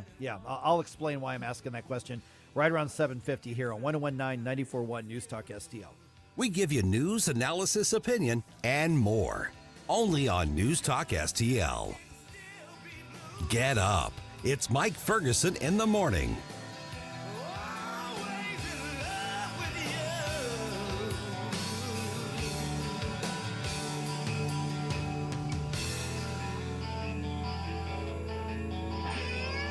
Hey, Columbo here for Rockwood Charcoal. I love to grill and definitely prefer using charcoal over gas. And ever since I met Jonathan Heslop and he introduced me to his product, Rockwood Lump Charcoal, I can't use anything else. Rockwood is made from 100% pure Missouri oak and hickory and has been the nationally highest consumer-ranked charcoal for several years. So you're cooking with the best and supporting local industry and a local business all at once. Doesn't get any better than that. There's over 100 area Rockwood retailers. Find yours at rockwoodcharcoal.com. News Talk STL is proud to have Doug Voss as part of our lineup every week. Doug has been a staple on St. Louis radio for many years as one of the leading financial experts in the area.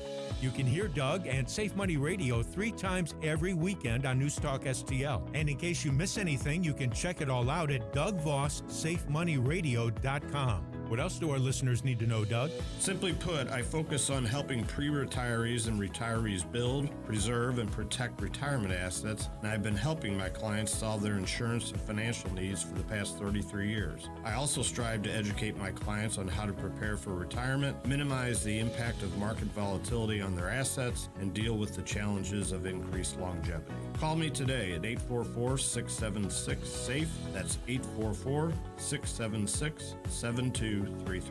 Doug Voss is a registered representative. Securities offered through DHL Securities, LLLP, member FINRA and SIPC. From home improvement to replacement, do-it-yourself electrical projects can be shocking. That's where Grasser Electric can help. They've been lighting up St. Louis for years. From ceiling fans and dimmer switches to repair or replacing your electric. No job is too big or too small for your home or business. Grasser Electric will even install emergency backup generators. So call Grasser Electric today before the sparks start to fly. 636-441-5200 or go to grasserelectric.com. This hour of Mike Ferguson in the Morning brought to you by Window World. Simply the best for less. 314-993-1800 or visit windowworld.com.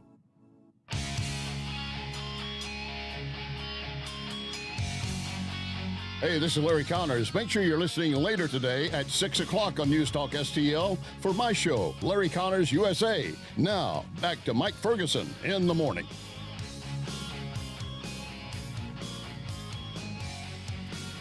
Calling on you. Little striper. Heck yeah. On Thursday morning. That's right.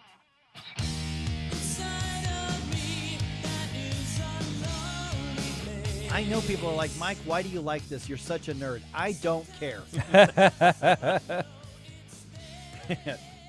Okay, are we getting too lazy as a society, or are we just evolving our division of labor, to use economic terms? Ooh.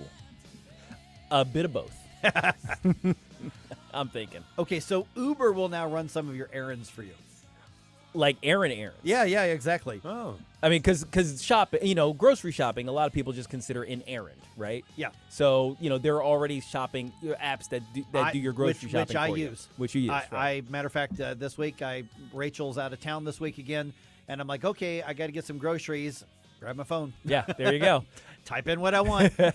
45 minutes or 60 minutes later, it shows up on my front porch. Do you do Instacart? I do Instacart, yeah. Okay. Yeah, there's 2 or 3 of them out there, but that's the one I tend to use. So they're adding more, sort of chores to that list of things that they can handle.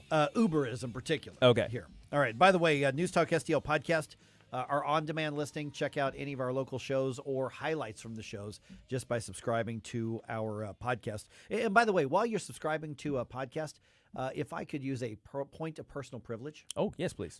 Check out the American Viewpoints podcast. Yeah, while you're there. So my syndicated show, which airs Sunday mornings right here on News Talk STL, throughout the week, I post those conversations, and that's what I do with the show, is I just have what I think are very interesting conversations with a variety of different people, variety of different topics, and generally Monday through Thursday. This week it's more Tuesday through Friday. I post one of those segments. They're 9 or 10 minutes long, and if you subscribe, you'll get the alert, and you can check those out as well.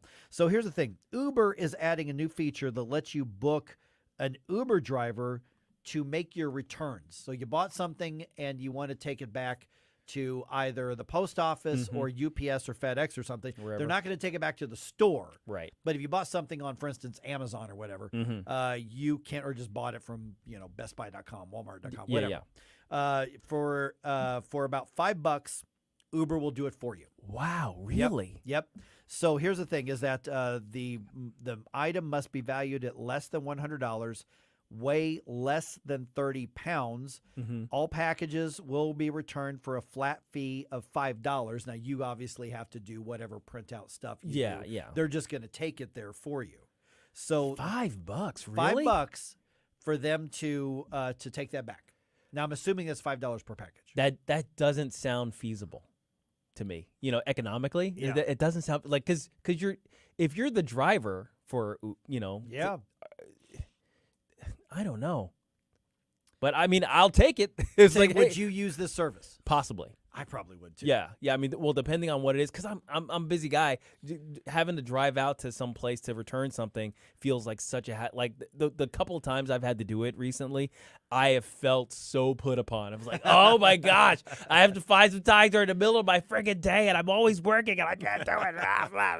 $5? Hey. It is funny at how these routine errands and things that used to be a part of normal life, we now look at as annoyances and as we're just too busy or we just don't want to do it. I don't know the last time I was in a grocery store. Yeah, it is kind of amazing to think about, honestly. I will use that. I will do that order, and I will have somebody else go pick it up or shop it and bring it. Yes, I'm paying a delivery fee most of the time. Not always. Sometimes I get the free delivery, but I'm paying a tip.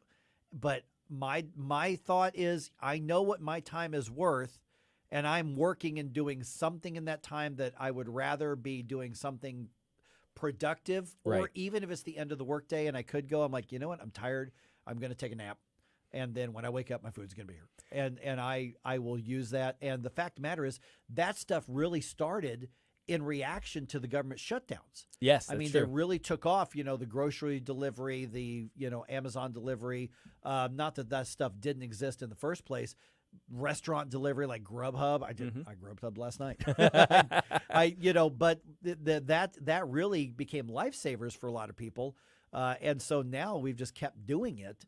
And now Uber's like, well, nobody wants to run their own basic errands, so maybe we can try this. Well, it doesn't qualify as an errand, but do you think they would go by DMV for me? Oh, man, that would be amazing.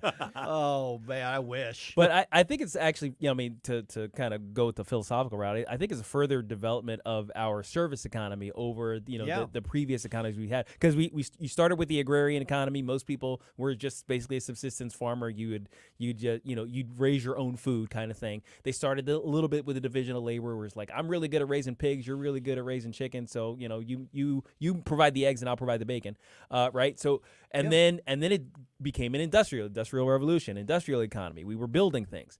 We've moved away from that, so now we're a service economy. So a lot of people just provide services. Like I'm an engineer. That's a service I provide. I don't really build.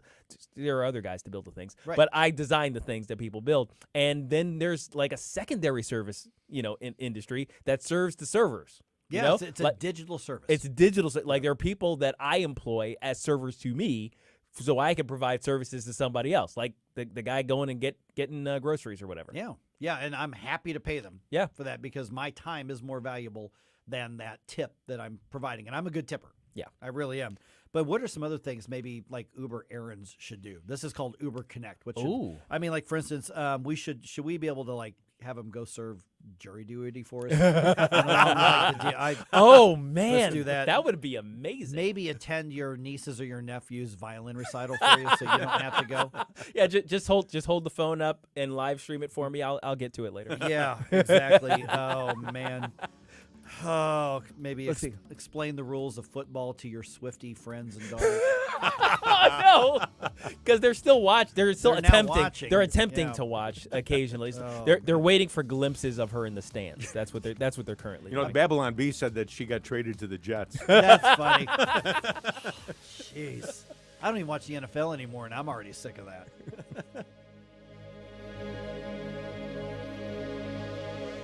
St. Louis City, get ready to make history.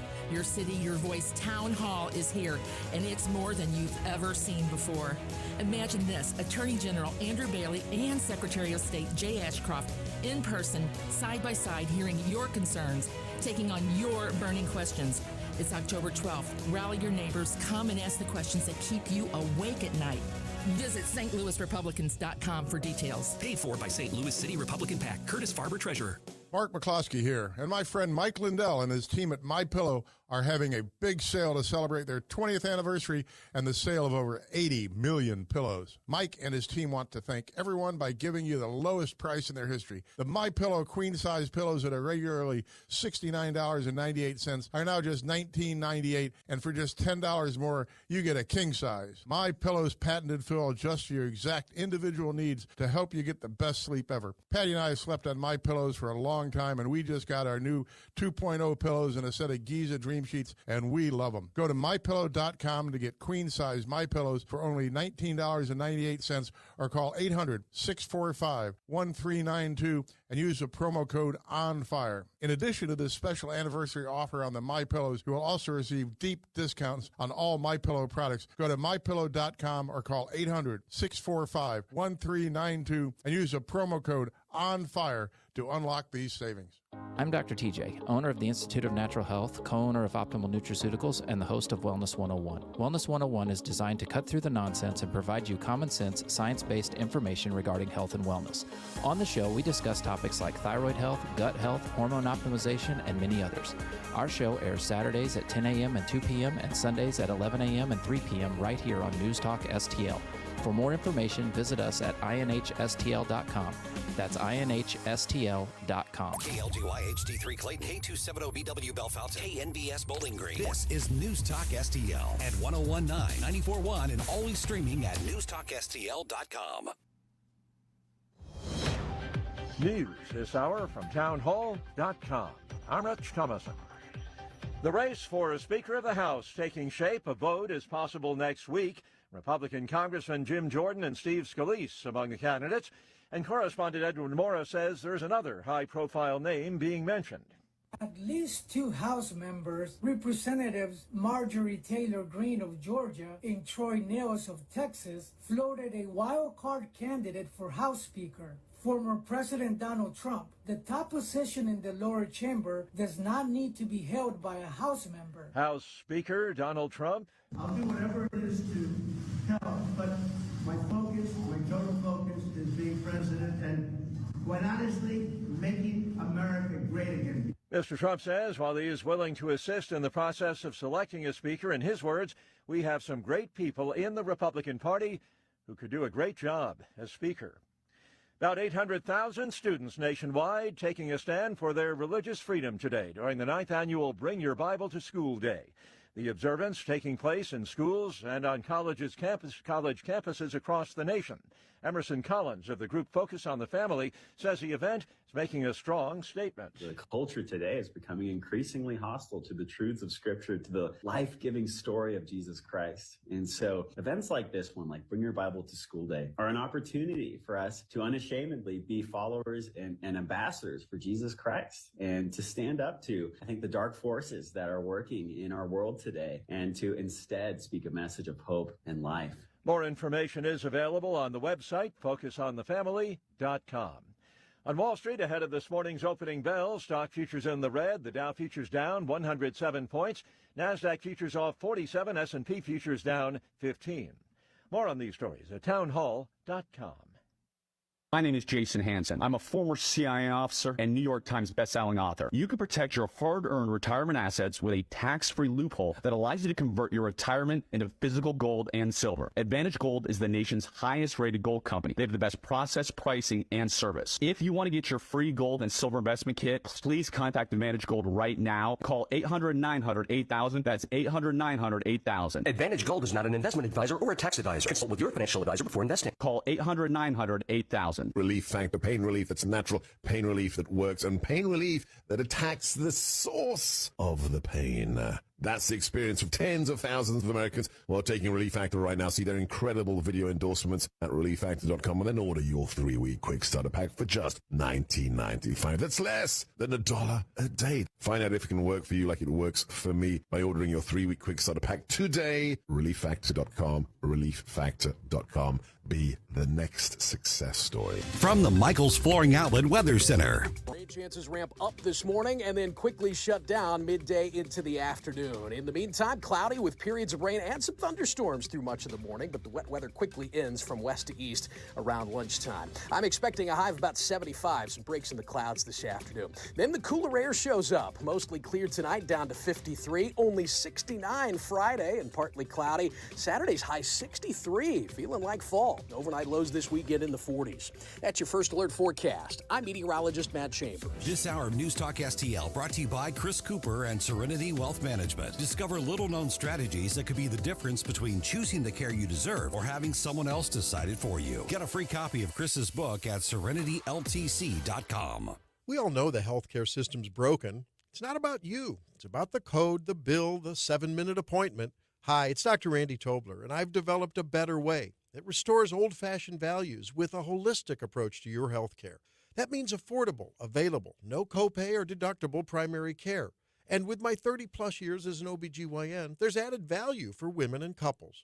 Whether it's a new or nagging problem, you need a second look at a troubling diagnosis, or simply want a trusting, relationship-based healthcare experience, give us a look at Body of Health Direct Primary Care.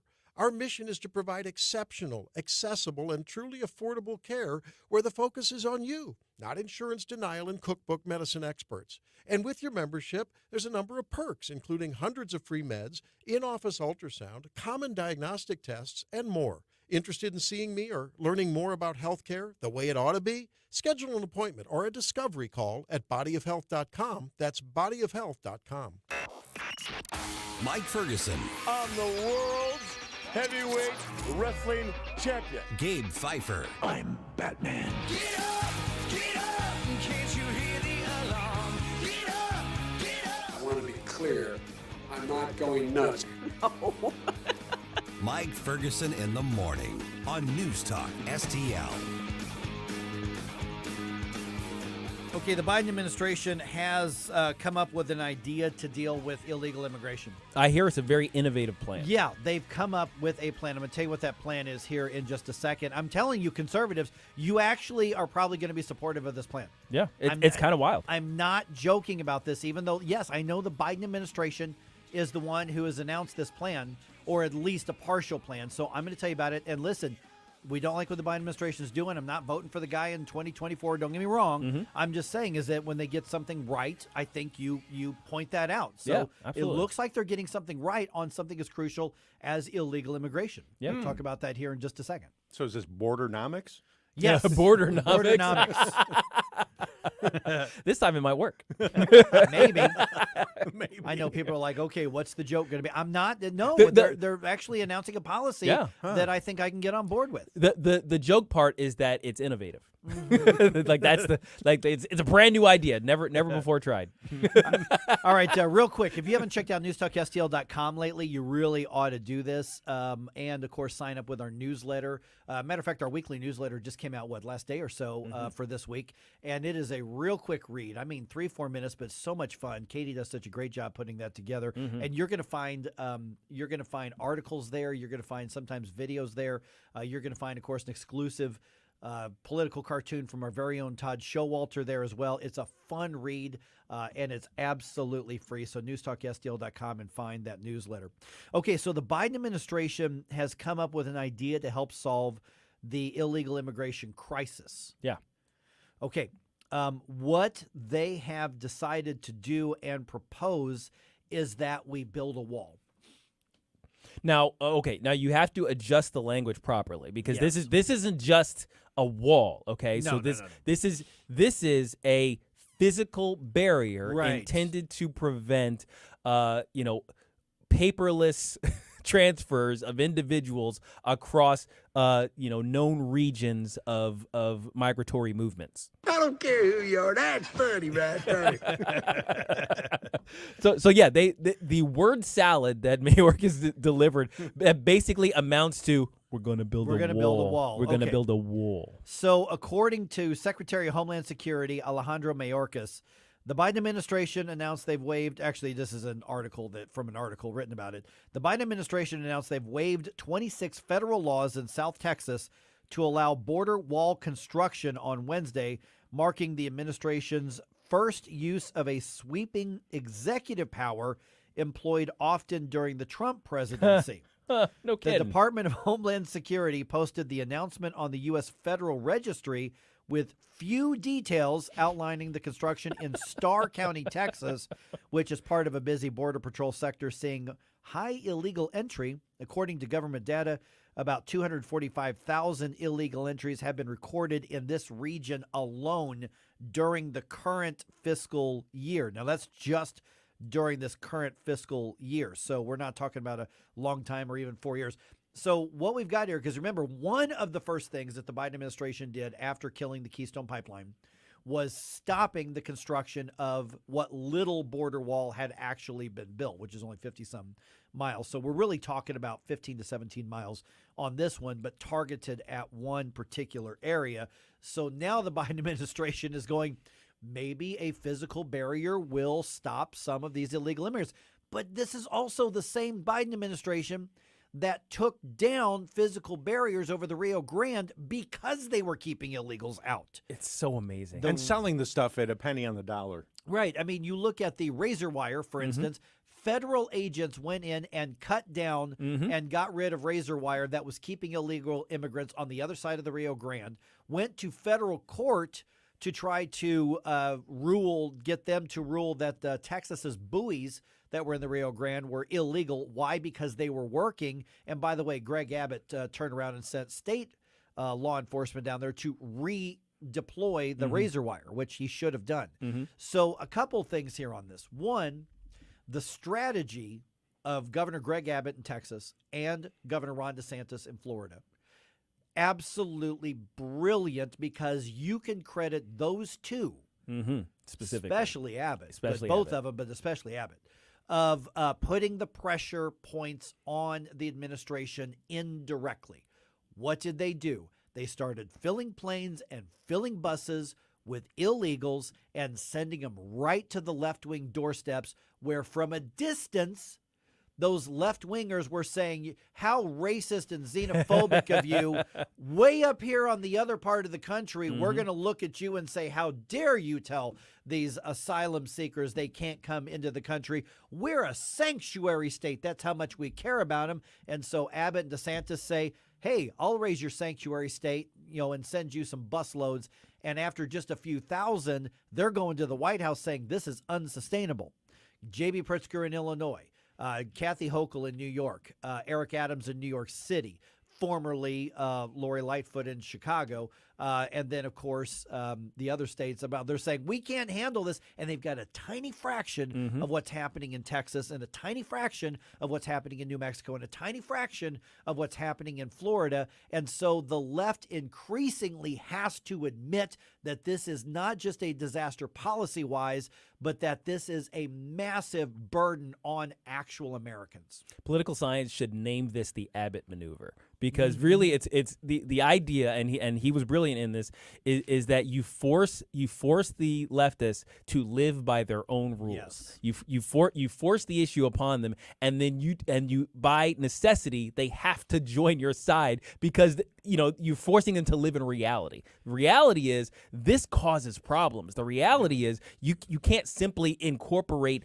hundreds, thousands, millions of people into a society and expect that society to continue to function. So you see all of these town hall meetings in New York City where a lot of residents are screaming. They are spitting fire mad about the situation, and they've only got a couple hundred immigrant families moving into their neighborhoods and clogging up their schools and clogging up the hotels where some of them work, but couldn't afford a room, and all of those situations bring it home. One of my buddies who's a retired cop sent me a link to a story and a screenshot yesterday. Army Navy are playing football the annual Army Navy game this weekend. Oh, okay. And it's going to be up at where the Patriots play up in Massachusetts. Gillette Stadium? Gillette Stadium, thank you. And that's what, Boston, I think it is? Yep. And so... Just outside, anyway. Yeah, just outside Boston. And Army Navy cadets and their families, they can't find hotel rooms up there because they're filled with illegals. Imagine that. In many cases, not all of them, obviously. But in a lot of cases, yeah. Here's how bad it's gotten. Eric Adams, the mayor of New York City, did you see this? Did you see his road trip? No, I haven't seen that recently. He went to Mexico to meet with Mexican officials to say, we got to talk about, deterring your people from flooding into the country. No You're way. killing my city. Really? So he had to go all the way to Mexico to actually talk to somebody. This is after calling Greg Abbott a madman. Mm-hmm. Yes. Because Greg Abbott is saying, I'm not going to sit here and deal with all of these hundreds of thousands, millions, really. I'm going to start busting them to you people. Yep. And by you people, I mean you people in leftist areas. I'm sending them to you people, J.B. Pritzker. Yeah, all I'm you sending them virtue to you signalers. people, Kathy Hochul. I'm sending them to you people, Eric Adams. And they're basically trying to cry uncle without crying uncle. And they are now changing their tune entirely because their constituents have to deal with the problem. And yes, the illegal immigrants are the problem, who have been given a green light by the Biden administration because they thought that would play well with the base. And now the base is realizing this is awful. Yeah. The Abbott maneuver has multiple benefits. Not only is it basically forcing former virtue signalers to kind of come to the right side on the issues, just simply out of physical necessity to protect their areas and their constituents, but also constituencies may be waking up to some of the wider issues with everything that leftists say. It's like, hey, if the leftists are wrong about this whole sanctuary city thing, I wonder what else they might be wrong about. And that this is true because the Biden administration's reversal here, it can only come because they're worried about the election. They're worried about what the border is going to mean to their electoral prospects. Even if it doesn't cause crossover votes, people who normally vote Democrat crossing over and actually voting Republican. Even if it the only effect is simply to get people to stay home. It's like, you know what? I can't support this guy. I'm skipping this one. That is a huge loss that they can't afford. So here they are now reversing course, but doing so in the most shady language possible in order to save face. The New York Post had a great cover a few days ago, and all it said was anarchy. on the front, and it had a picture of all the homeless folks who were in one of the neighborhoods in New York City. And Chicago, just heard this morning on one of the newscasts that there's a situation up there where some buildings were actually cleaned out so that the illegal aliens could be put in there, and homeless folks, and the neighborhood is up in arms. Yeah, well, you know where they were sheltering just like last week. I know they had O'Hare Airport. At the airport. Was that it? Literally at the airport. You try to go into the airport when you don't have a flight and see how long you last in there. So apparently, unless you're an illegal immigrant, you're not going to get freedom to go anywhere you want. I mean, the airports, we've declared a Fourth Amendment free zone anyway. It's a whole different argument. My libertarian comes out really hard on that. I've seen a clause. But what's happening here is that when people like Eric Schmidt, for instance, when he was Attorney General, he was one of the first ones to say every state is a border state. I don't know if he came up with that phrase, but he was one of the first ones that I heard say that. And I remember sitting back and going, boy, that's an interesting way of looking at it.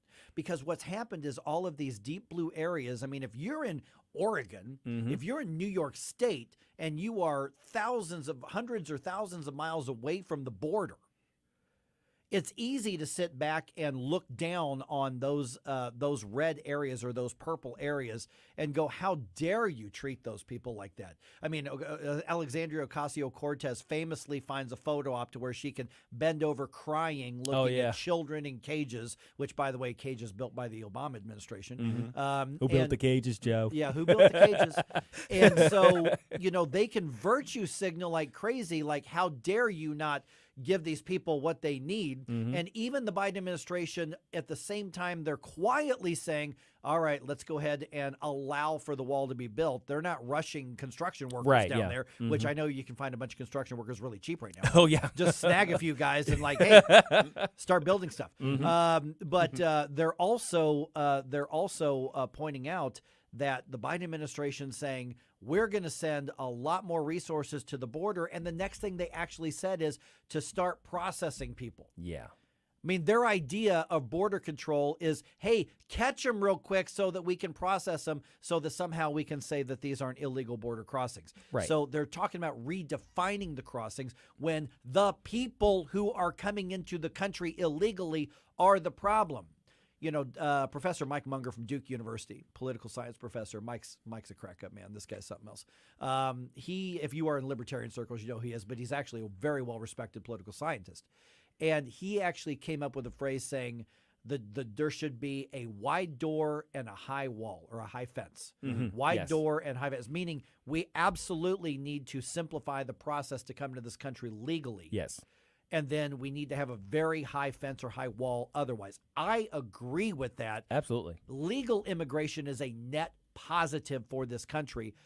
Under no circumstances is illegal immigration a positive for this country whatsoever. Yeah, and there's no argument for it. And what's great about the Abbott maneuver is that he's quietly making that argument in very clear terms to individual voters. So there are people who are very angry about the situation right now who are suddenly realizing, you know what? Every time the left talks about how immigration is such a boon, they're saying, I'm not seeing it, which means, hey, left, you're lying to me. You're blowing smoke. What is this all about? Well, this is kind of the Reagan communication tactic as well. So it's a rare case of Republicans making the messaging smart, whereas you've got Congress critters and you've got governors who want to talk.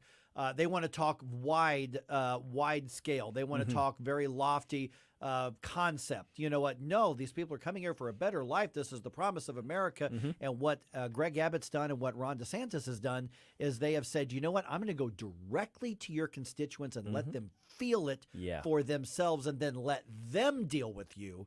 And that's exactly what's happened. You mentioned about the New York mayor going to Mexico. Yeah. I'm looking at the headlines right now in the Chicago Sun-Times.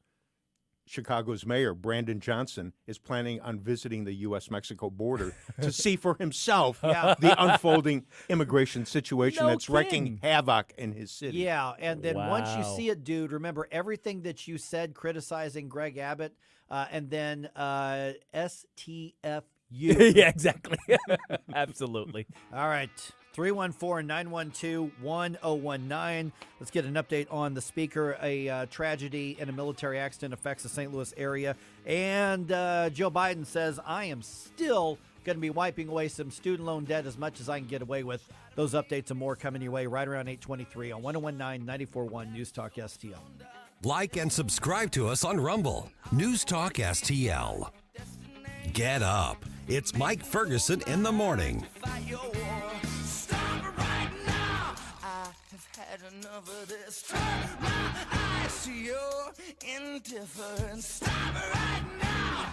We know you have lawns to mow, work sites to build, fields to manage, and jobs to finish. With over 100 years of experience, Seidenstricker Nobe will be with you every step of the way. Our customers are the center of everything we do.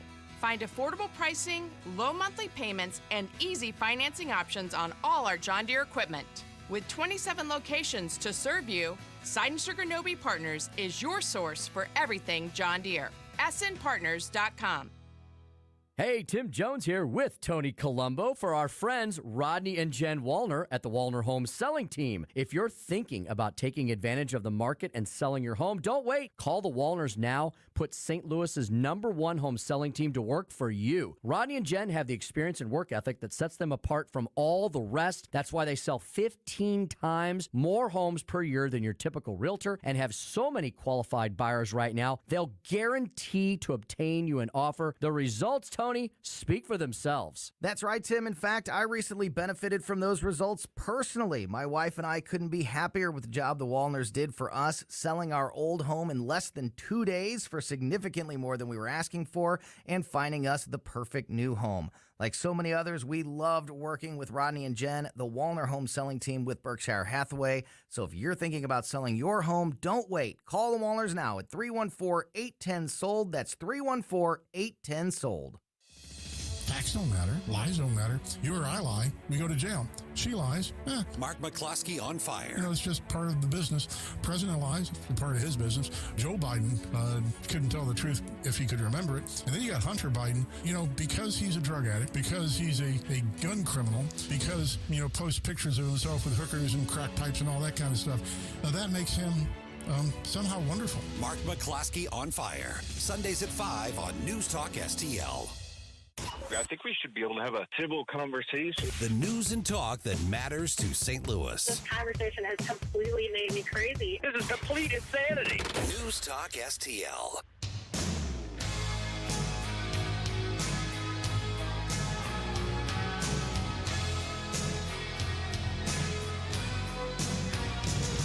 Hey there, Tim Jones here. Make sure you join me and my buddy Chris Arps this afternoon from 4 until 6 p.m. right here on 1019 94.1 News Talk STL. Right now, let's get back to more of Mike Ferguson in the morning.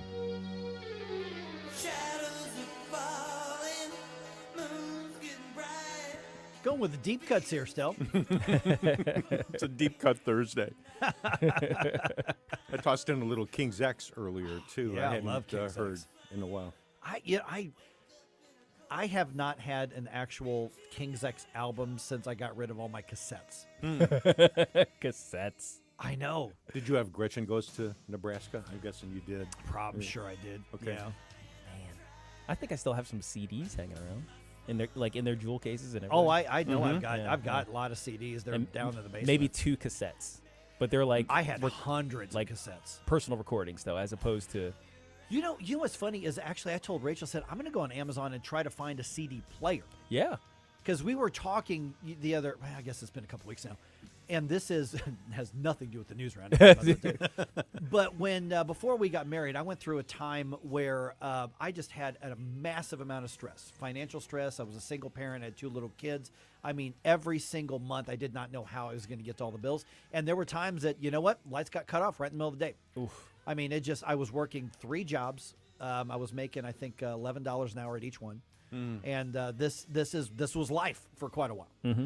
And so, by the way, Mike has cred to talk about these economic issues. Right. So back off. Yeah. Anyway, sorry. continue. You know, it's funny to talk about that. Sorry, because continue. I hear people like scoff at me, liberals, like and yes, I do have friends who are liberals, and they're like, you live in a big brick house in Richmond Heights. What do you know about this? Oh, I know about it. Yeah, exactly. I know about it. Back off. Believe me. And so I used to try to get to sleep at night because I couldn't sleep worth crap. Man, I just couldn't. Yeah. And so I would actually go get these like nice music CDs, usually at the dollar store because that's all I could find. Yes. And I was telling Rachel about that. I'm like, that's how I would try to get to sleep. Is this like nice, The soothing, guitar, music? And there was one that was like instrumental Celtic music. Oh yeah. Of hymns. Oh, okay. Yeah. Yeah. Truly beautiful. Like those Celtic flutes and right, string but it was really good, Mhm. and which is a huge departure from what I listen to in the middle of the day, which Pretty is drastic what you hear in our bump music. Yes,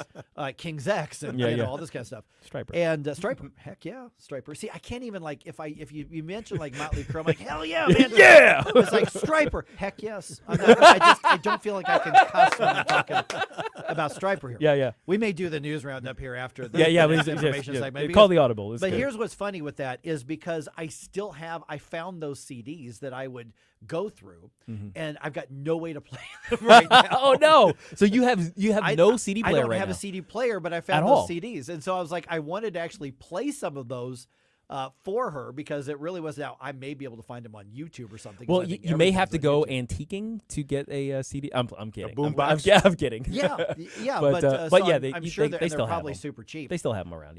Yeah. Because I mean, now I go to bed really early, which it's harder to sleep just because the sunlight's out when I go to bed. But when I was talking about those times when I went through that, which is before we were engaged, before we got married, obviously, and so. She didn't realize that all those working parts were in there. But it's funny because we talk about the cassettes, like with the King's X cassettes, and there were so many bands that I had that I would actually introduce to my metalhead friends. Like a band like Every Mother's Nightmare, or I introduced Dream Theater to a bunch of my friends. Oh, great band. Oh, wonderful. Oh, and I saw them. They opened up for Queensryche years ago.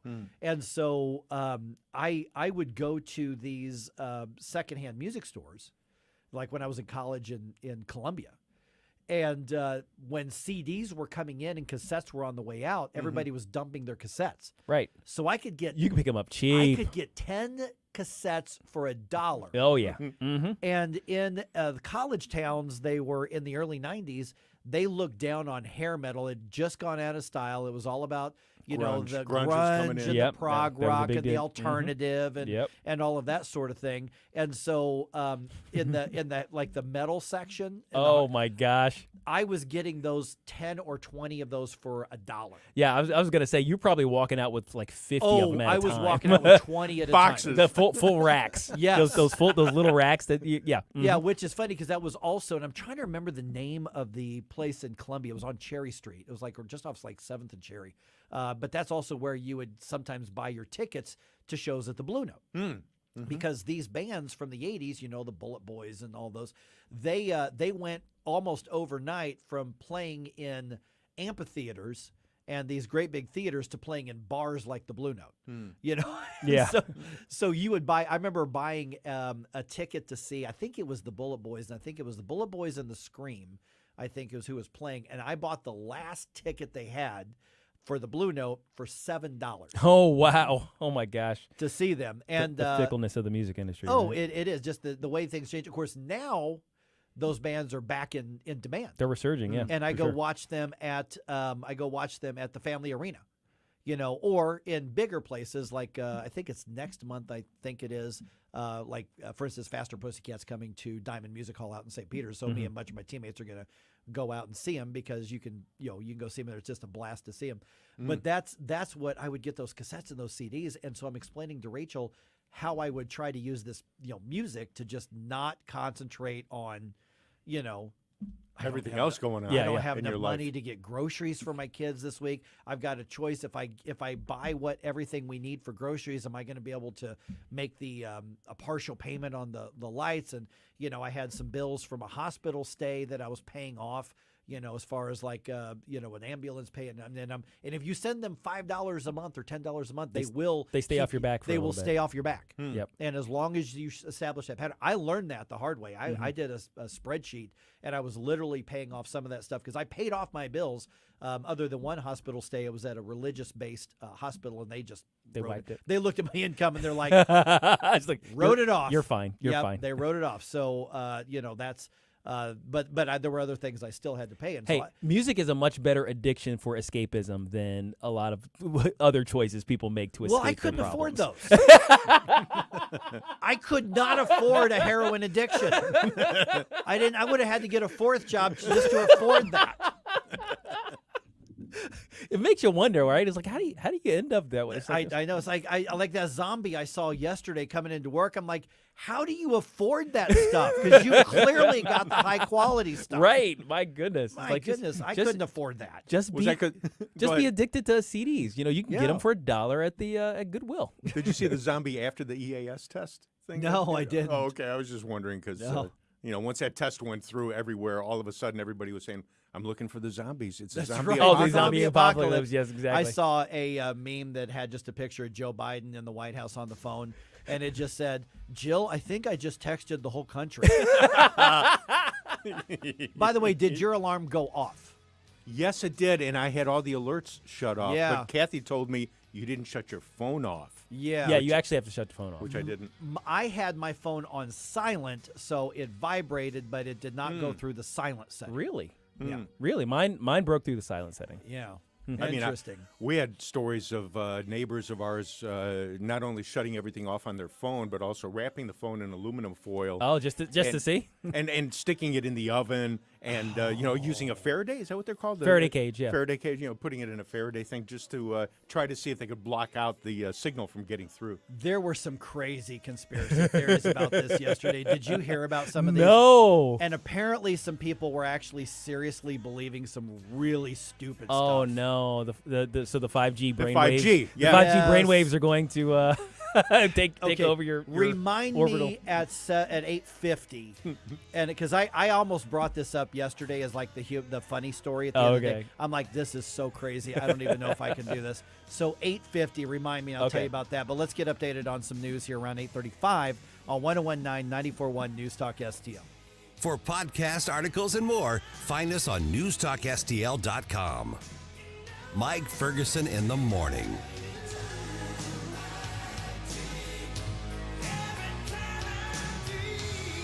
From the Michaels Flooring Outlet Weather Center. Rain chances ramp up this morning and then quickly shut down midday into the afternoon. In the meantime, cloudy with periods of rain and some thunderstorms through much of the morning, but the wet weather quickly ends from west to east around lunchtime. I'm expecting a high of about 75, some breaks in the clouds this afternoon. Then the cooler air shows up, mostly clear tonight down to 53, only 69 Friday and partly cloudy. Saturday's high 63, feeling like fall. Overnight lows this week get in the 40s. That's your first alert forecast. I'm meteorologist Matt Chambers. News commentary. Wildlife experts are warning about the dangers of a certain Halloween decoration. I'm Tommy Lahren. Find out next. Democrats just want to win the next election, and they're trying to do it with ceaseless money printing. Hi, Stephen K. Bannon. It is critical to protect your retirement right now with a gold IRA from Birch Gold Group. To learn more, get a free info kit on gold IRAs by texting the word SHELTER to 989898. There's nothing to buy and no obligation at all. Text the word SHELTER to 989898 to get a free info kit on gold. Paid for by Birch Gold Group. It's almost haunting season, though it seems to last year-round with Biden in office, but even so, liberals have been ruining Halloween with their triggers for the last decade. So normally I tune out when I hear a Halloween warning, but this one might be worth heeding. Wildlife education groups are warning Halloween decorators to avoid fake spider webs outside their homes. They say these fake webs pose a risk to birds, bugs, and other animals as they're likely to get caught up in the material. In fact, experts say these webs result in the injury, death, starvation, or predation of animals such as owls, hummingbirds, butterflies, and bees. Plus, Plus, these synthetic decorations are plastic-based and not biodegradable. Holiday decorating season also overlaps with peak animal migration periods, making this an even bigger issue. Now listen, I'm no environmentalist, but if leaving the fake webs off the decorating list can save some cute and harmless creatures, why not? I'm Tommy Lahren, and you can watch my show Tommy Lahren is Fearless at Outkick.com. Hey, thank you very much for taking my call. News, analysis, opinion. Yes, I just want you to know what a breath of fresh air you people are. 101.9 and 94.1 News Talk STL. You can spend a lot of restless nights trying to figure out how you're going to make all those credit card payments. Why not consolidate all your debt into one manageable payment? My friends at Homestead Financial Mortgage can help with a cash-out refinance. Contact them today. Take the first step in regaining your financial freedom. Use my website, larry.homesteadfinancial.com. Take charge of your financial future. Go to my website, larry.homesteadfinancial.com. When veterans return to civilian life, they deserve your recognition and support. You can help put vets to work by donating your car, truck, or van to Patriotic Hearts. Your donation will directly support programs to help vets find jobs or even start their own business. Donate today for fast, free pickup of your vehicle, running or not. Call 800-209-3485. 800-209-3485. 800-209-3485. Sponsored by Patriotic Hearts. Want to know how to get the same cell coverage for up to half the cost? Well, instead of spending a fortune building and maintaining their own cell phone towers, Consumer Cellular just pays to use the same towers as the largest carriers and passes the savings on to you. Pretty smart, huh? Consumer Cellular. When freedom calls, we're here to answer. Call us at 1-888-FREEDOM. Half the cost savings based on cost of Consumer Cellular single-line 5GB data plan with unlimited talk and text compared to lowest cost single-line postpaid unlimited talk, text, and data plan offered by T-Mobile and Verizon May 2023. St. Louis's new choice for conservative talk. It's time that everybody wake up and pay attention. Live and local. Recent criminal indictment of Donald Trump. About the fourth one. The fourth one. The one he got the free gift with. Punch card. I think it's a tote bag. This is News Talk STL.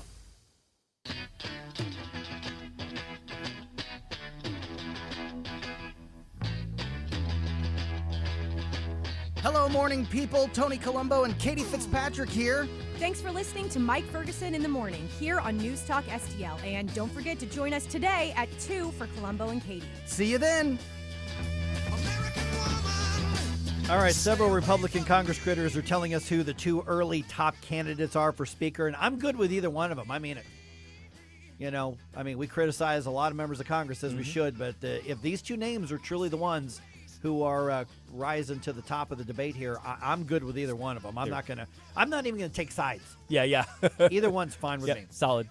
Also, not only does Sam Page oppose freezing property taxes for seniors, he wants to raise those taxes on everybody. More money for government. Oh, jeez.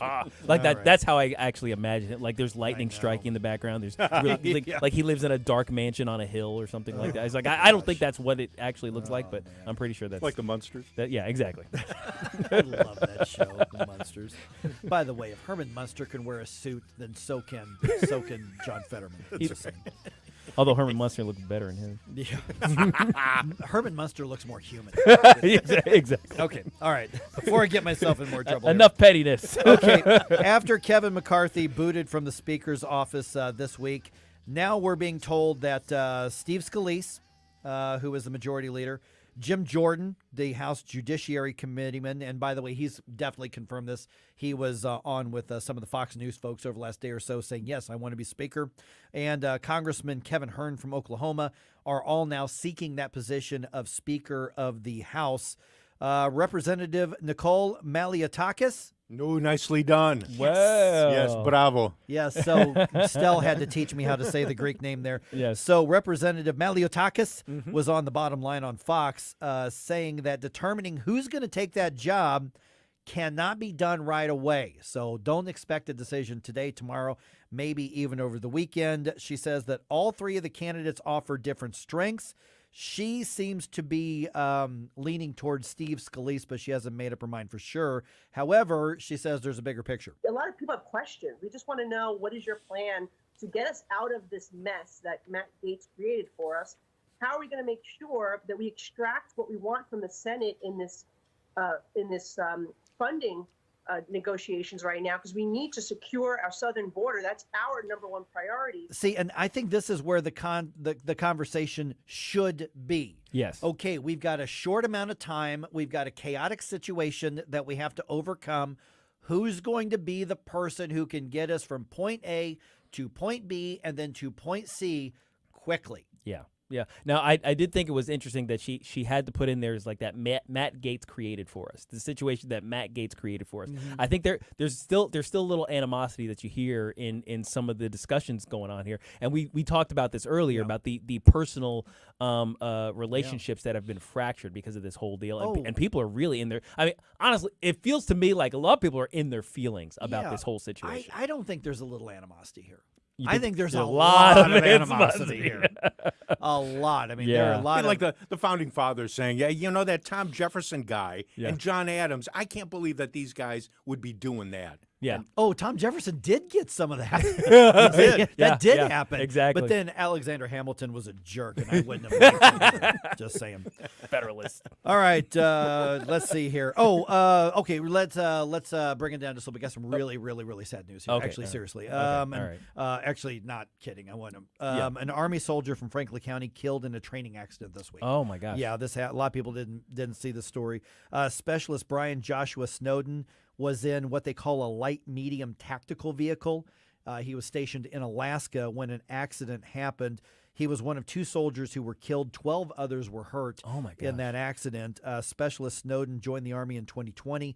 He had been stationed in Alaska since March of 2021. Yeah, the military exercises are dangerous. Everything, almost everything that they do is pretty dangerous. Right, because they're training for very dangerous situations. You have to create those situations. Yeah, and there's only so much danger you can simulate as opposed to just experience. Right. So yeah, it's tough, man. This is the second time we've had a local military veteran, or not veteran, but active duty military killed in a training exercise. And I'm going to apologize because I don't remember her name, but there was a pilot of one of the high-tech helicopters, and I think she was from Edwardsville or Collinsville. Yeah, I think Collinsville. Like and she was on a vehicle that crashed. Yeah. And so that was about a month or 2 ago, and that was a training exercise as well, and multiple people were killed there as well. And a lot of times people think it's just practice. How could you have? Well, you're literally practicing for warfare. Yeah. Or whatever the mission is. And so, yes, those things are really dangerous as well. So don't forget that even in relative peacetime, there's still a lot of danger for those who sign up to wear the uniform. Yeah, absolutely, and that's why they deserve a certain level of respect. And Sure. I always try to give it to them, especially if they're in my vicinity, I try to pay for whatever they're buying. Yeah, nice, basically. Nice. Yeah, exactly.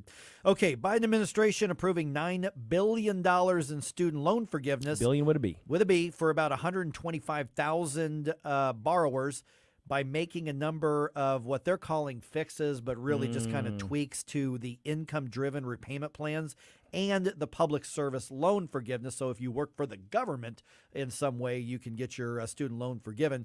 At the White House, President Biden explaining that this is part of his campaign promise to help forgive as many loans as possible. I believe the court's decision to strike down my student debt relief program was wrong, but I promised I wouldn't give up.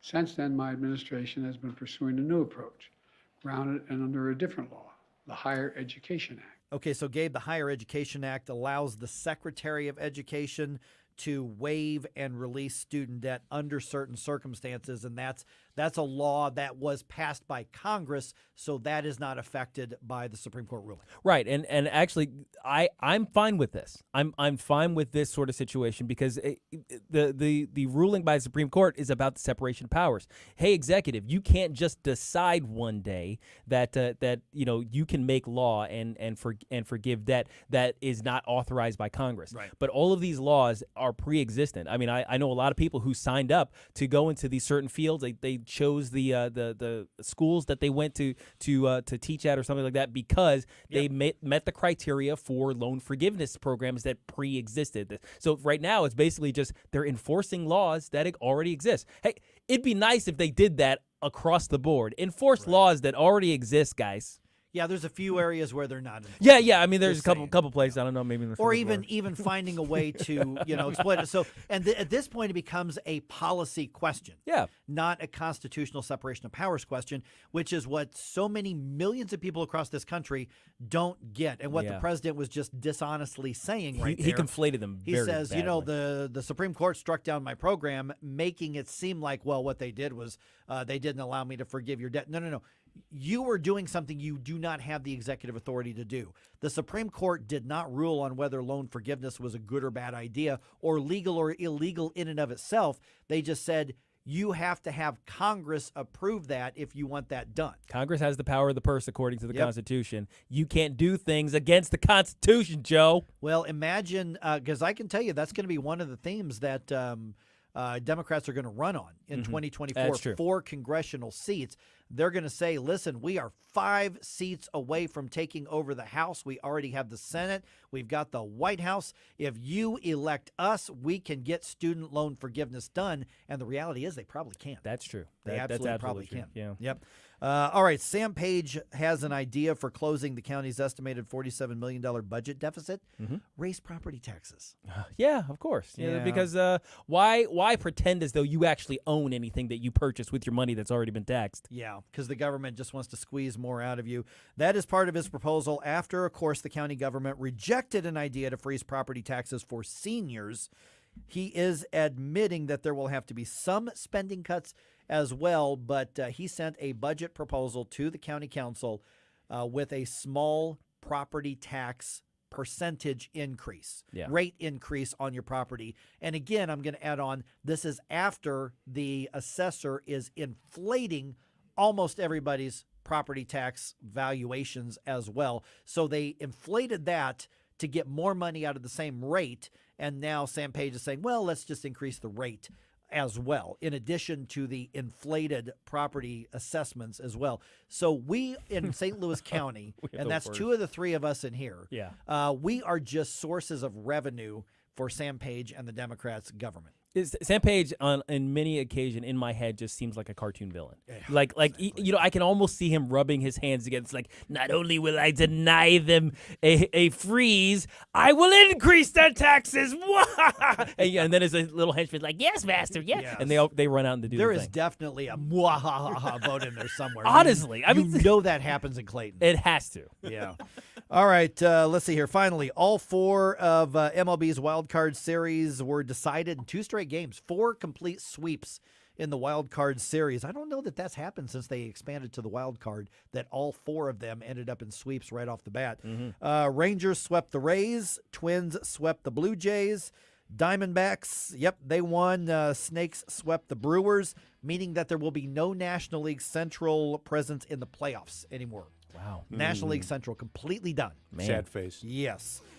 Phillies swept the Marlins. Next round of playoff games starts on Saturday, which would be the division series. Right. So these were basically play-in, 2 out of 3 play-in series. All right, 314-912-1019. This is 1019 and 94.1 News Talk STL.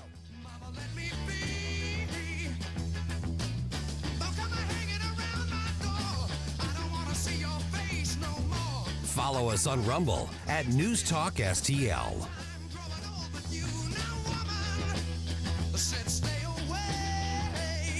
Get up. It's Mike Ferguson in the morning.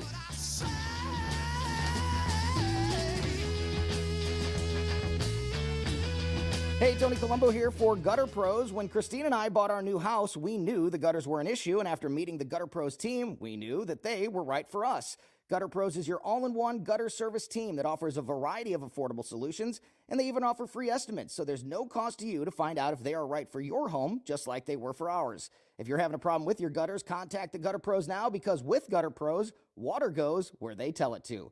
Call them at 314-656-7195 or visit gutterpros.com. Getting a new floor for your home can be intimidating and a little scary, but that's not the case when you go to Michael's Flooring Outlet. Katie here, and my mom and dad used Michael's, and they had a great experience. They've been a locally owned and operated family business for more than 30 years. You want variety? Michaels has carpet, hardwood, laminate, ceramic tile, luxury vinyl, natural stone, and many other options. Shop in-store at one of their 3 locations in Creve Coeur, Dardine Prairie, or St. Peters. Check out everything that Michaels has to offer at igotfloored.com. So, you want Steph's Pizza, but you're in Lake St. Louis and it's just too far to go. Not anymore. Now you can feed that Steph's Pizza craving quickly and conveniently in Lake St. Louis. Same great menu with a new location. 111 Pond Fort Trail in Lake St. Louis. Steph's Pizza in the Chesterfield Valley on Long Road, in St. Peters on Jungerman, and now in Lake St. Louis. Check them out at stephspizza.com because tonight's a good night for Steph's Pizza. This Saturday night at 10 on Stories of New Americans. I'm joined by Helen Turner from England originally. She is a director of education for the St. Louis Holocaust Museum. I learned about the Holocaust at a very young age from a family friend. She was from Germany, about 7 years old at this time. She just said one group of people said that another group of people didn't deserve to live, and we can never live like that. All human beings deserve to be seen and safe and heard. Stories of New Americans, Saturday nights at 10 on News Talk STL. Tim Jones and Chris Arps in the afternoon. We're live from Johnny's Hideout at 4:05. We'll speak with Daryl Jones from the Herzog Foundation. 4:25, Dakota Wood from the Heritage Foundation. Tim Jones and Chris Arps. Weekdays at 4 on News Talk STL.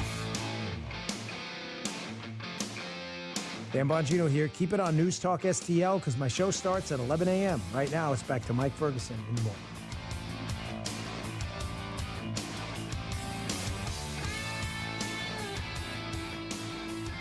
There's a protest happening tomorrow on the Loop.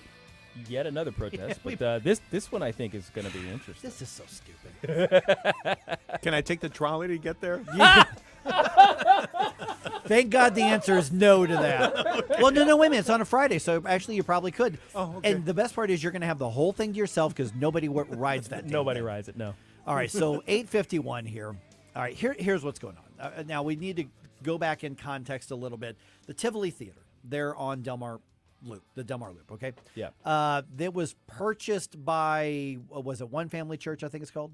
Yes. Yeah, One Family Church bought it, I don't know, A year ago, maybe? year and a half ago, something like that. Just recently. Yeah, it wasn't that long ago. They bought the movie theater for whatever reason. They do hold services in the theater. Yes, they and do. They And do they have, rehabbed it, too. Yeah, and they have other events and things that happen in there. And again, I don't really know anything about the church. But there's a group called Tower Grove Pride, an LGBT group, that they are planning and organizing a protest against the church at the Tivoli Theater tomorrow at Delmar Hall. And you're thinking, well, what on earth did they do? Did they decide to call for throwing gays off the top of the building the way that things happen in Islamic country? No. Did they call for what? No. Okay, they simply bought the theater and decided that since we're a Christian church, we're not going to show LGBT themed movies in the theater. Right. So that's it. That's ending. That's all they did. Is so that we're going to do Christian things. The Christians are going to do Christian things. Or at least we're not going to do unchristian things. There you go. And so the organizers of this debate, and it is so stupid, they are now organizing a rally and protest outside of the church saying, you're not showing the Rocky Horror Picture Show anymore. You're not showing LGBT-themed movies anymore. That's harming us. It's harming our community. And if you don't believe me, look up the stories on the local TV news channels. Look up the story in other news outlets here. That's literally what they're saying. So somebody bought the theater, which was it defunct when they bought it, or was it? I don't know. But I don't think it was defunct. It wasn't defunct, it was but they just up bought for sale. Yeah, it was up for sale. So they bought it, doing their church services there, which is an odd place to put that because, man, you got almost no parking on Delmar Hall. I guess you have the parking garage across the street, but anyway, that's a whole thing. And it's possible that the pandemic was part of the issue, too, having to sell it. Because you weren't allowed to go in the theaters. Killing theaters. Yep. Right. And so this group is going to protest because, and they specifically mentioned the Rocky Horror Picture Show. Right. Now, listen. I enjoy that movie. I love that movie. Yeah. Now, if you listen, I'm unapologetically a Christian. Same. Okay. If you want to call that an LGBT-themed movie, fine. Go ahead, but I watch that every once in a while, too. It's Tim Curry as Dr. Frankenfurter. Yeah, and the Transylvanian transvestite from, it's the, or the wait, the oh gosh, the sweet transvestite from transsexual Transylvania. Yes, I'm that's not it, yes. saying it in the way that Tim Curry did because I will feel creepy if I did that. But it is hilarious. Yeah, it's very funny. And filled with audience participation. Yes, Oh, yeah, exactly. yeah, When they do the live show, or when they do shows in big venues like that, Right. yeah, they want the audience. They want everybody to dress up, and they want them to sing and you do yell, things. you know, Yeah, at the character. And the thing is like I think the last place I saw that was doing that was out there on not in St. Peter's, but not kind of out there by Zumble Road. What's that? St. Andrews Theater. Oh, yeah, out there. St. I think that's the last time I saw that advertised. Dollar Theater that was out there? Yeah, it's not $1 for that one, but mostly it's $1. But and so they that's the last place I saw that was advertising Rocky Horror Picture Show. But the idea that we're going to protest a church because they simply stopped the practice of showing that and other LGBT movies. What do you expect? What are you going to do next? I mean, are you going to go to, I don't know, are you going to go to a Catholic church and get mad at them because they won't play porn movies? Or, I mean, what's the idea? You're going to go to a Baptist church because they're not going to show Brokeback Mountain? I mean, what are you going to do? I think the Christians should go protest like gay theaters and like go to the Grove or something. Go to the Grove or something. It'd be like, I demand that you play airings of The Chosen. I think they should be like, hey, we are part of the community too, and we feel that we are unrepresented in this community. You're harming me. You're harming me by erasing my existence.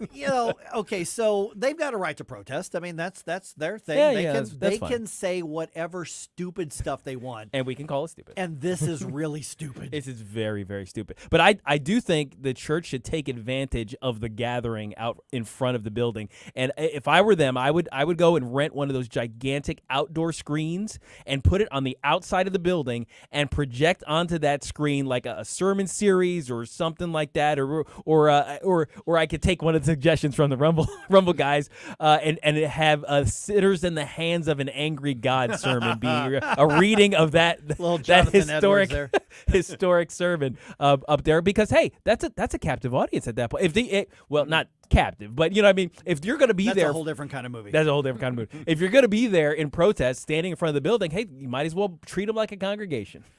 You could show Amazing Grace. Which Amazing Grace. That's an awesome movie. That's a great movie. That, by the way, yeah. Yeah, I mean, here's the thing: is listen, just go to. I mean, listen. Somebody mentioned, a gathering. I'm like, well, hey, I think the Gathering Church probably would show LGBT themed movies. They're pretty far out there. They probably would do that. Oh yeah, exactly. Yeah, ask those guys. They'll help. They're like, sure, let's have. They'll help. Let's have. We want to be inclusive. Bring the whips and chains. They'll do that. That's probably what they'll do.